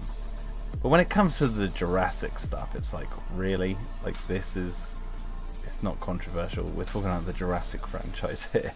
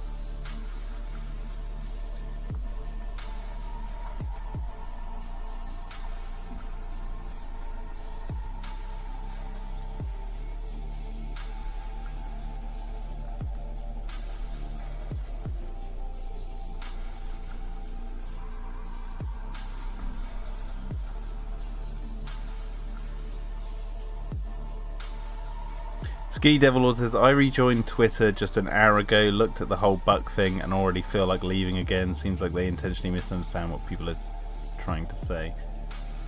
Yeah. Tends to be the way.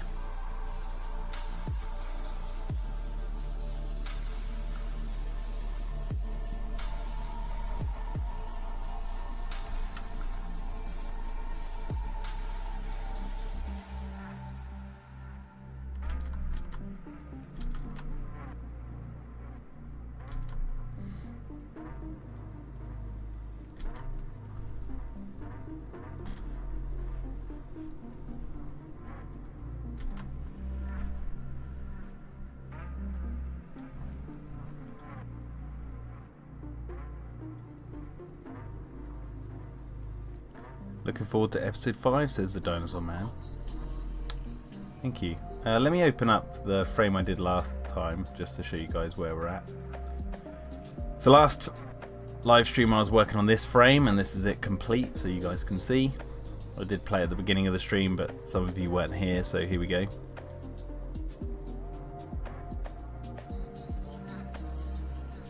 Just a quick frame of the Megaraptor climbing up to the top of the pyramid. Some Japanosaurus over there in the forest are looking pretty shocked when they see it come up. They get all defensive. And Wesley seeing it.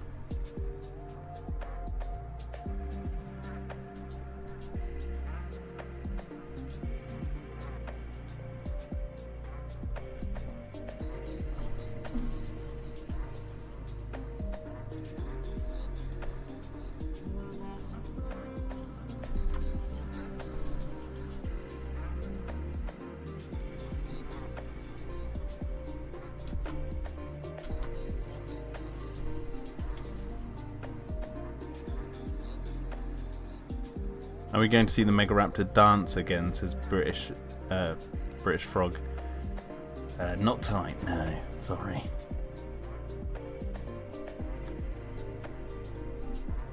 I will end the stream. I know I've really just got back, but I will end the stream relatively soon after finishing this frame, which we're not too far away from doing. This frame's not really going to have any animation, aside from maybe some smoke effects in the background, some like mist going on.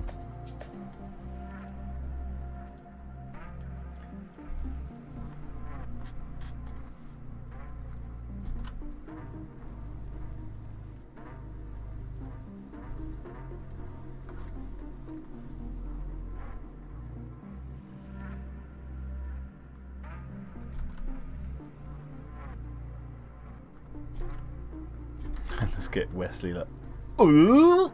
Right,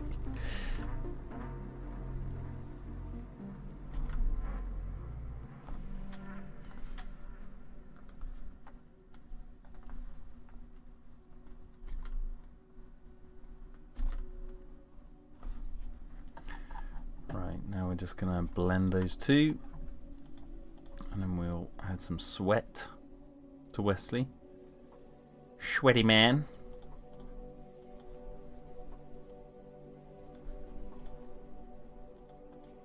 Oh wait, I've merged the wrong layers. There we go.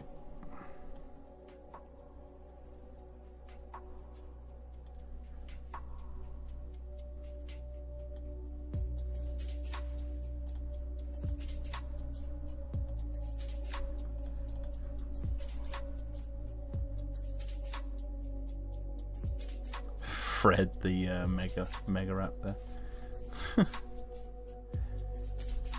Give it a cutesy name, and then I'll like it.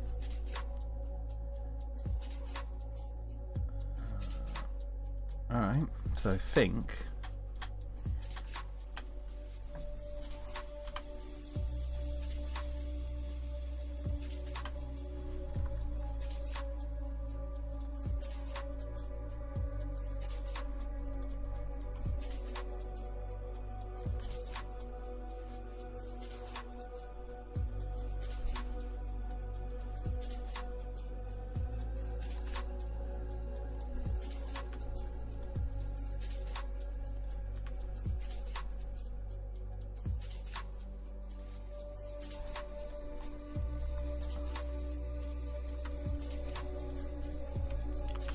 slight blur on this.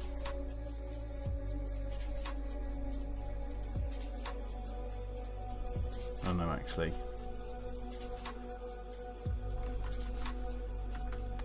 You know what? Maybe I need to up. I will actually paint the comms equipment in watercolor. But for now, I just want to have it as sort of a background piece so I can slightly blur it.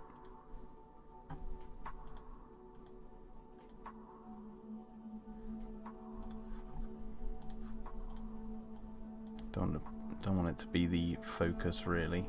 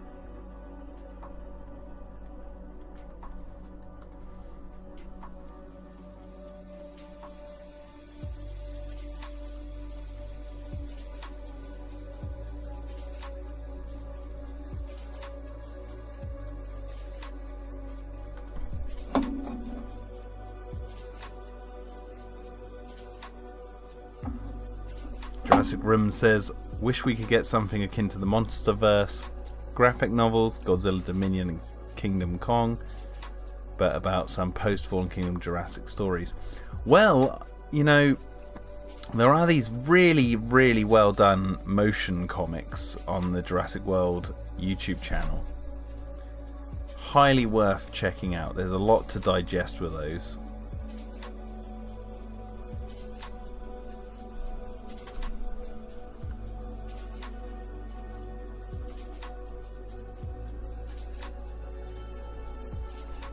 See you later, Prehistoric Hero. Thank you for coming.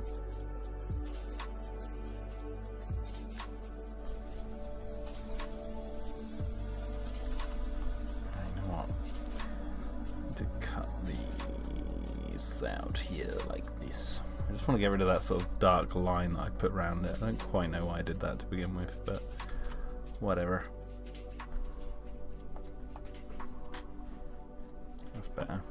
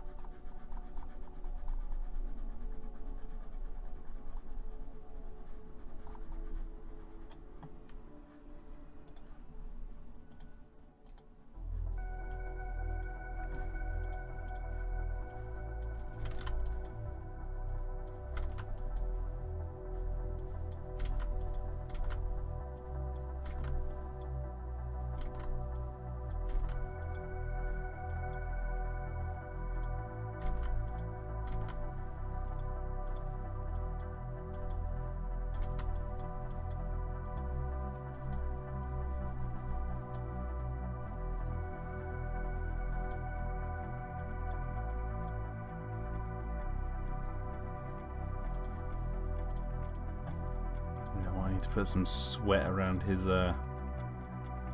neck area.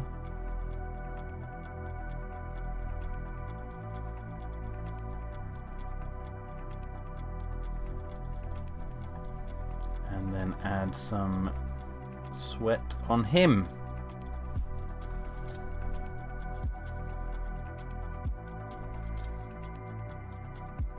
Jurassic Room says, yeah, I've seen those and they're good. They're not good. I was joking. I mean, that's your opinion. If you think they're good, you think they're good. I think the motion comics on the YouTube are... leave a lot to be desired.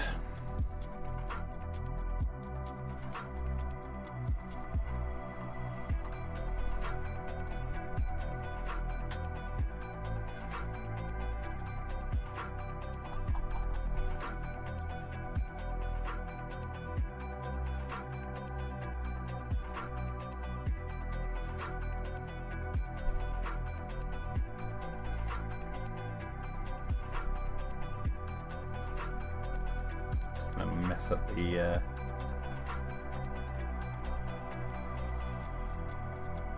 straight line of this sort of moss. This plant life that's growing all over the side of the pyramid, just to give it that little extra something something.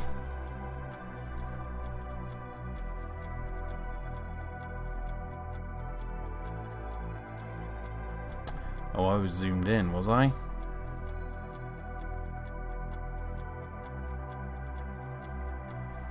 Ah, so what I should do.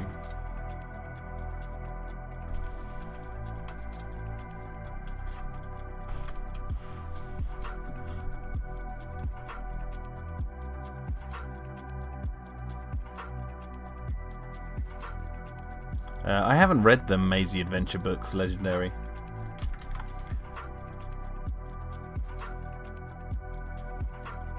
They're sort of young adult novels. They don't really appeal to me. It's like this new animated series they're making where it's like Jurassic Explorers or whatever it's called. It's like I'm not the target demographic, so I don't know why I'm like some people just eat up anything that is Jurassic related, and I'm not really in that boat. Unless it's like specifically movie related, like it's actually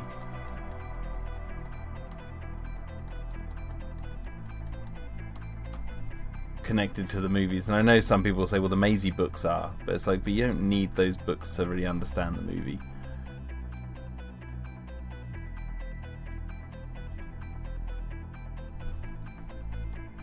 And from what I've heard, they're not amazing. So I may check them out one day, but not right away. Can't be bothered right now.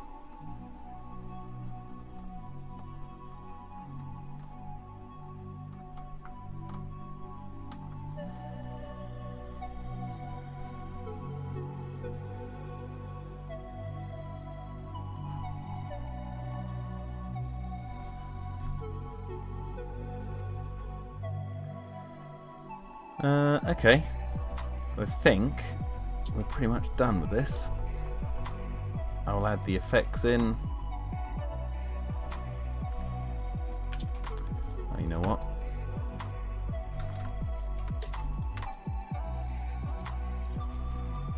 You know what? I'm going to do this frame as like a parallax scrolling frame.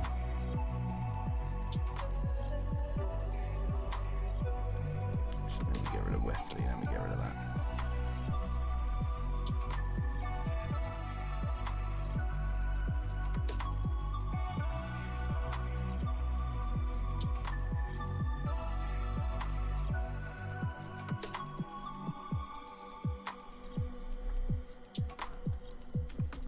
So we're going to have the mountain range like this, and I will just blur edge of that,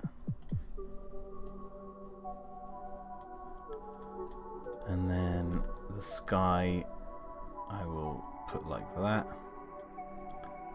so the sky can move, and then this one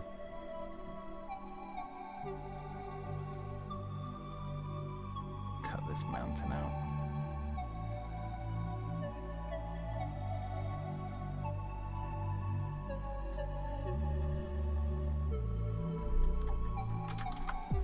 We'll have this as a different layer.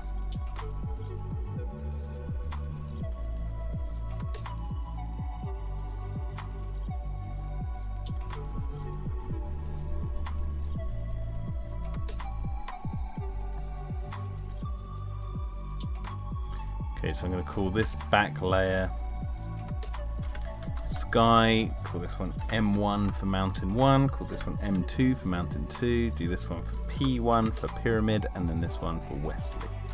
Wesley. Let me just save these all separate. I'll actually animate this and then put it back into here so you guys can see it in its final form.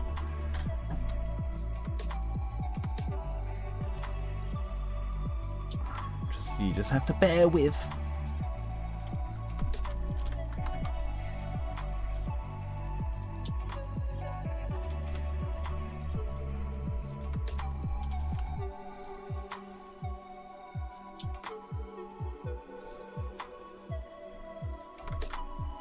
Twisty Slap says, not gonna lie, even though Ewan says season 4 and 5 are not canon, Camp Cretaceous, I really don't know because Colin said that the ending of CC ties into Dominion. I don't consider any of Camp Cretaceous canon. I've never said that specifically seasons 4 and 5 aren't canon. I've said that the timeline in the current franchise guide that I own was when season 3 of Camp Cretaceous was coming out, or was just out. I can't remember which, but season 4 and 5 aren't in it because they weren't out yet, and they separate the timeline of Camp Cretaceous and the movie timeline. Not necessarily because Camp Cretaceous is not canon, but because there's so much to take in with the timeline of Camp Cretaceous that I think they just gave it a different timeline. But in the movie timeline, there's nothing about Camp Cretaceous in it. It doesn't even say like events of Camp Cretaceous or anything. So I don't know. You know what, this layer actually, I'll save Wesley first.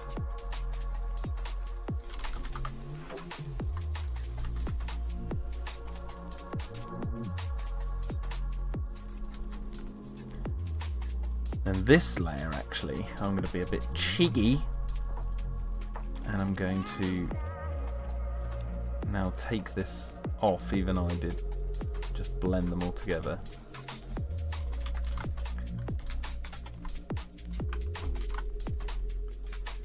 And I'm going to put that there.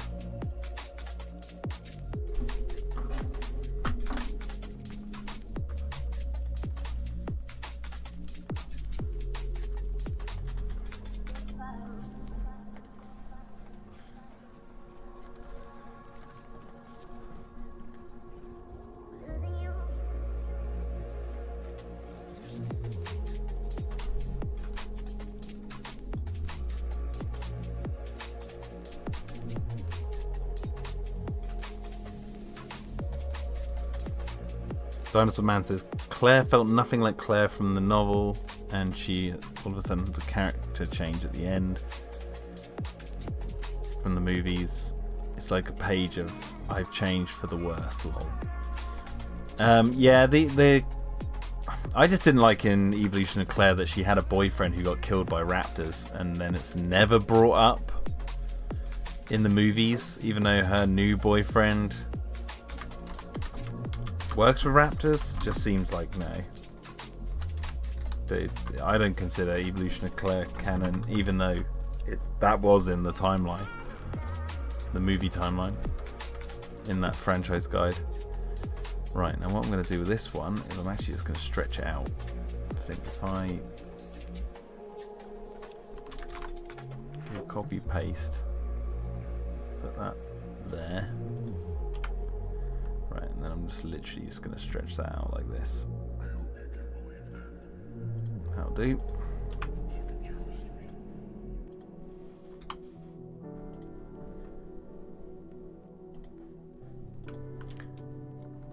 Okay, so what I'm going to do now, I'll leave this for you guys to look at while I just quickly throw this all together.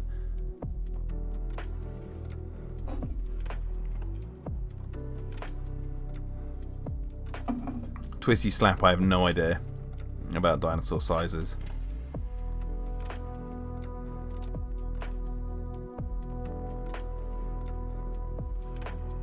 Dinosaur Man says, it was such a strange scene because she was talking to the former manager of Jurassic World that just so happens to have the same personality as Claire in Jurassic World.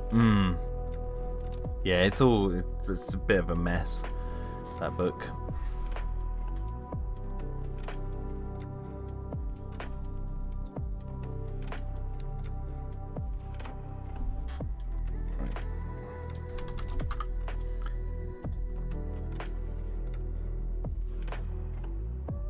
Boyfriend thing was cringe, says the Dinosaur Man. Yeah,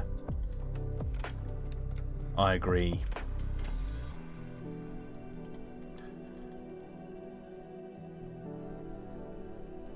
Just a missed opportunity, really. Okay, so where am I looking? Sky, M1, M2, P, Wesley and comms equipment, and then we need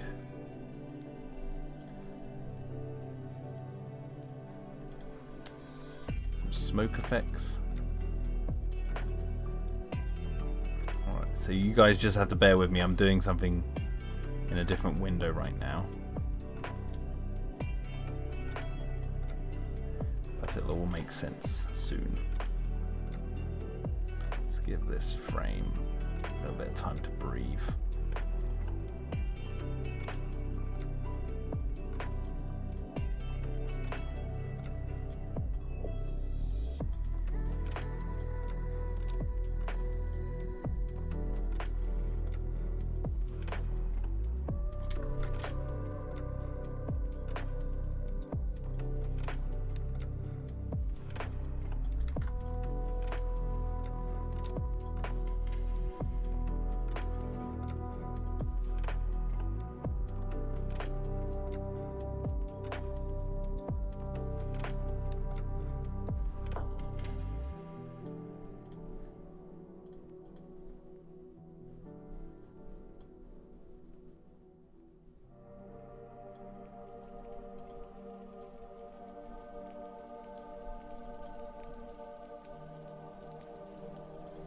That's good.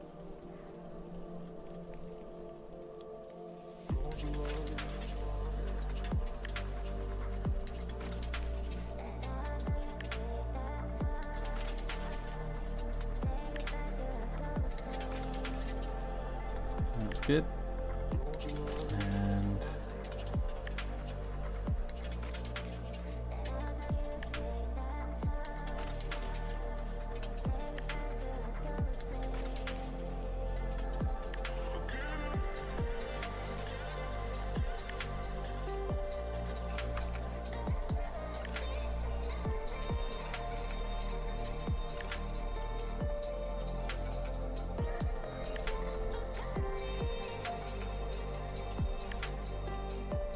there's going to have to be a bit of zooming in on this frame.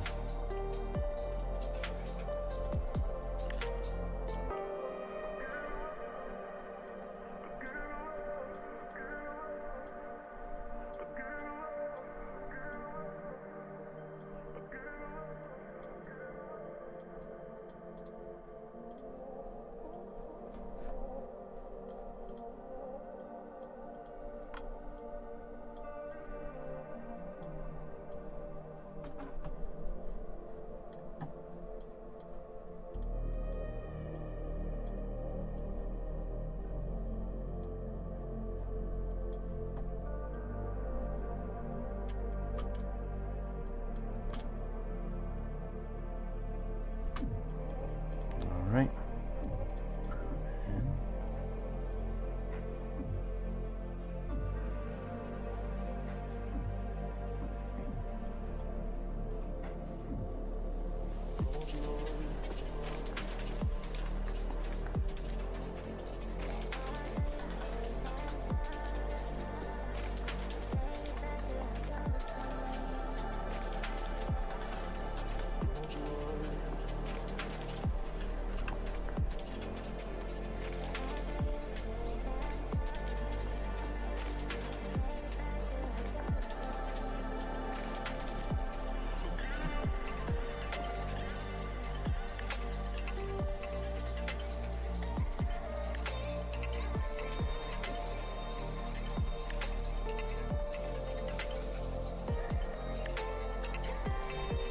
So, sorry about that, I was just concentrating for a second. Right now, export. We just have to put the bars, the black bars on it, and then it's done, I think. Just need to save this first.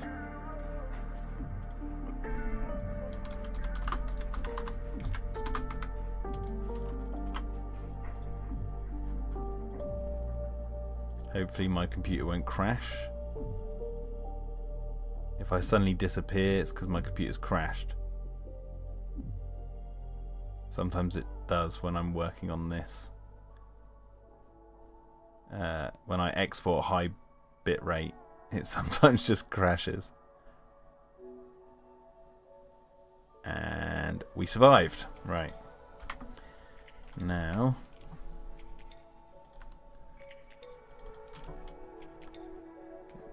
put that in there.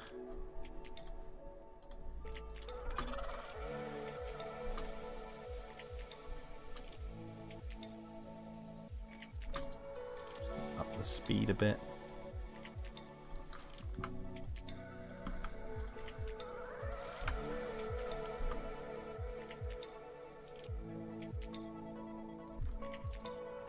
Maybe speed it up even more, actually. 1, 2, 3, 4, 5, 6. I'll do about 6 seconds.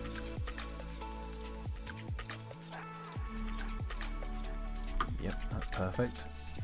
And then put this in there.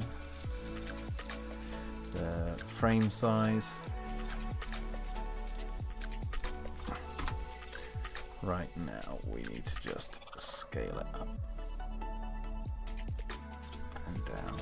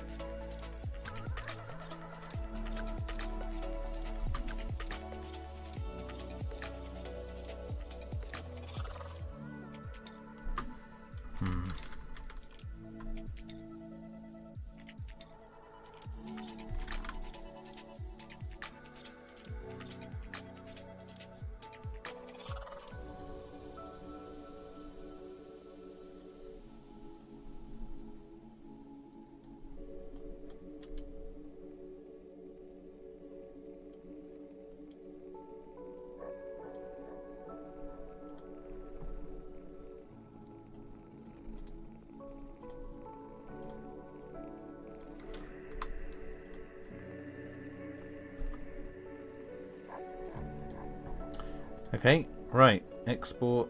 Hopefully the computer won't crash again, but I think I've done it. This will be frame 63.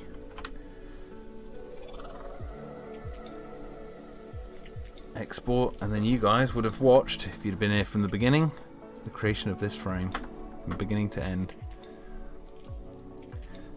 Okay, so let's bring it in. Let's open it up.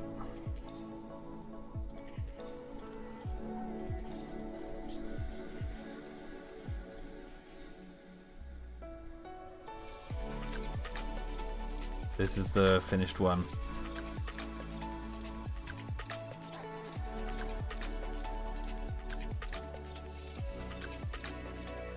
There you go.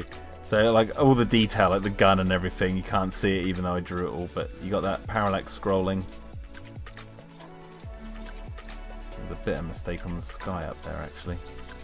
That's easily fixable. Yeah, the idea is it's like, oh dang. Yeah. You know what, let me see if I can just very quickly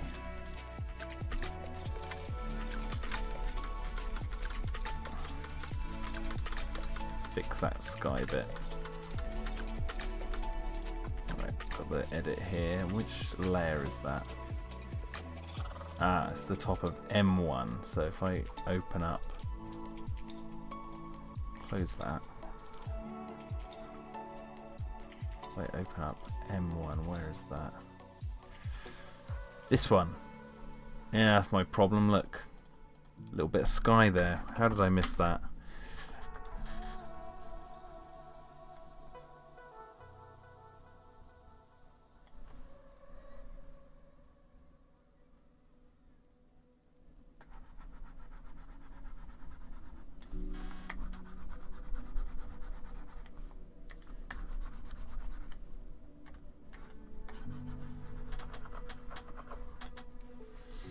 Little Jack's dead. I'm Big Jack now. What is going on in the chat?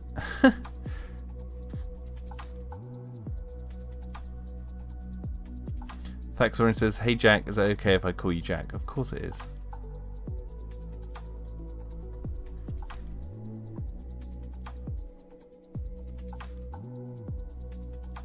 The Spinosaurus would have had an effect on the ecosystem. Of course it would have.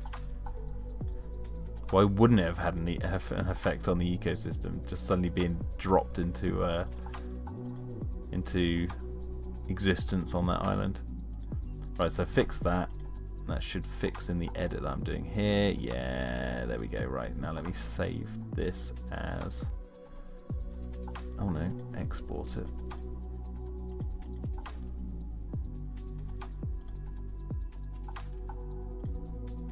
I'll literally just replace that. Right, export.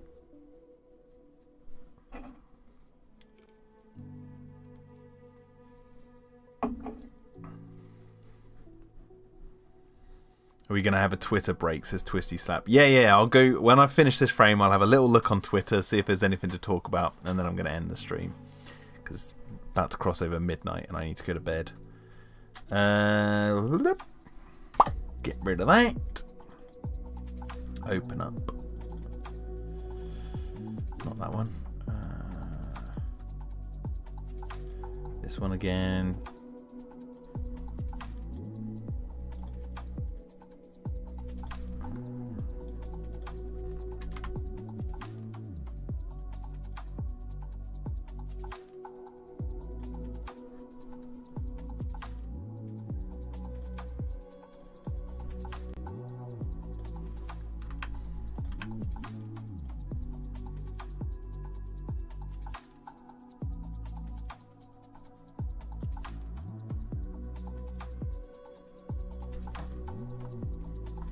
Get the frame edge.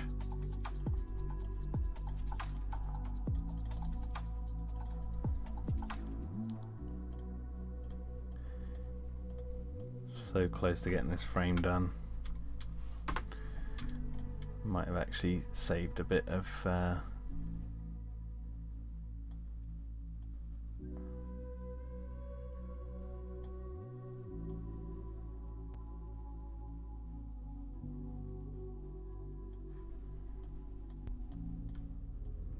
go, and then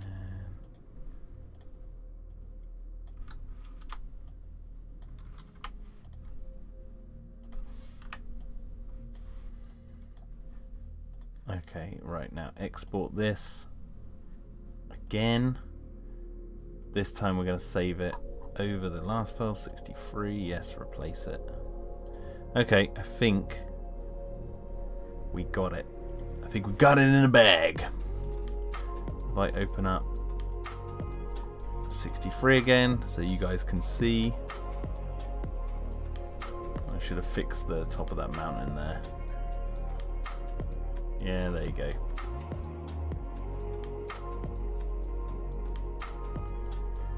Nice.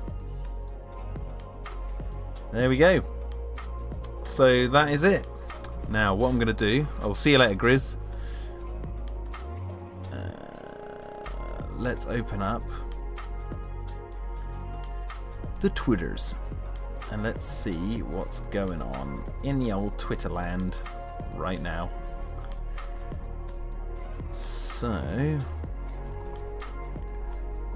don't think there's much else going on actually. I think we're alright. I think we're out of the woods. I think they're referring to the fact that it's the same animatronic. What's he talking about? Oh, that. Oh yeah, of course. Of course that's what they're doing.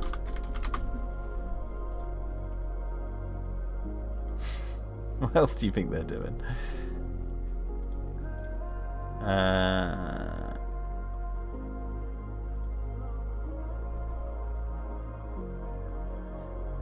Okay, what's the context of this conversation now? I've got all this. I thought it was common knowledge that the buck isn't the same Rex from Jurassic Park 3 and therefore he isn't dead. So did I until I dug deeper, or dig deeper. Also, it's an entirely separate skin from the buck in Jurassic World Evolution 2.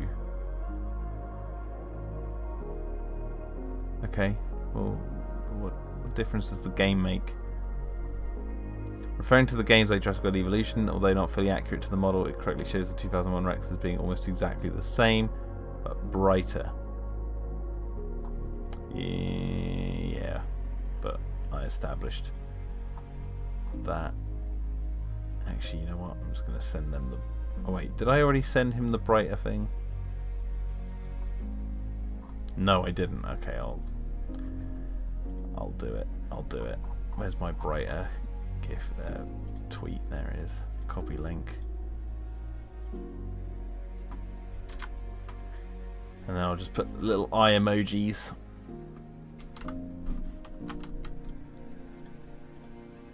Oh, not that one. I don't want that. I don't want that emoji.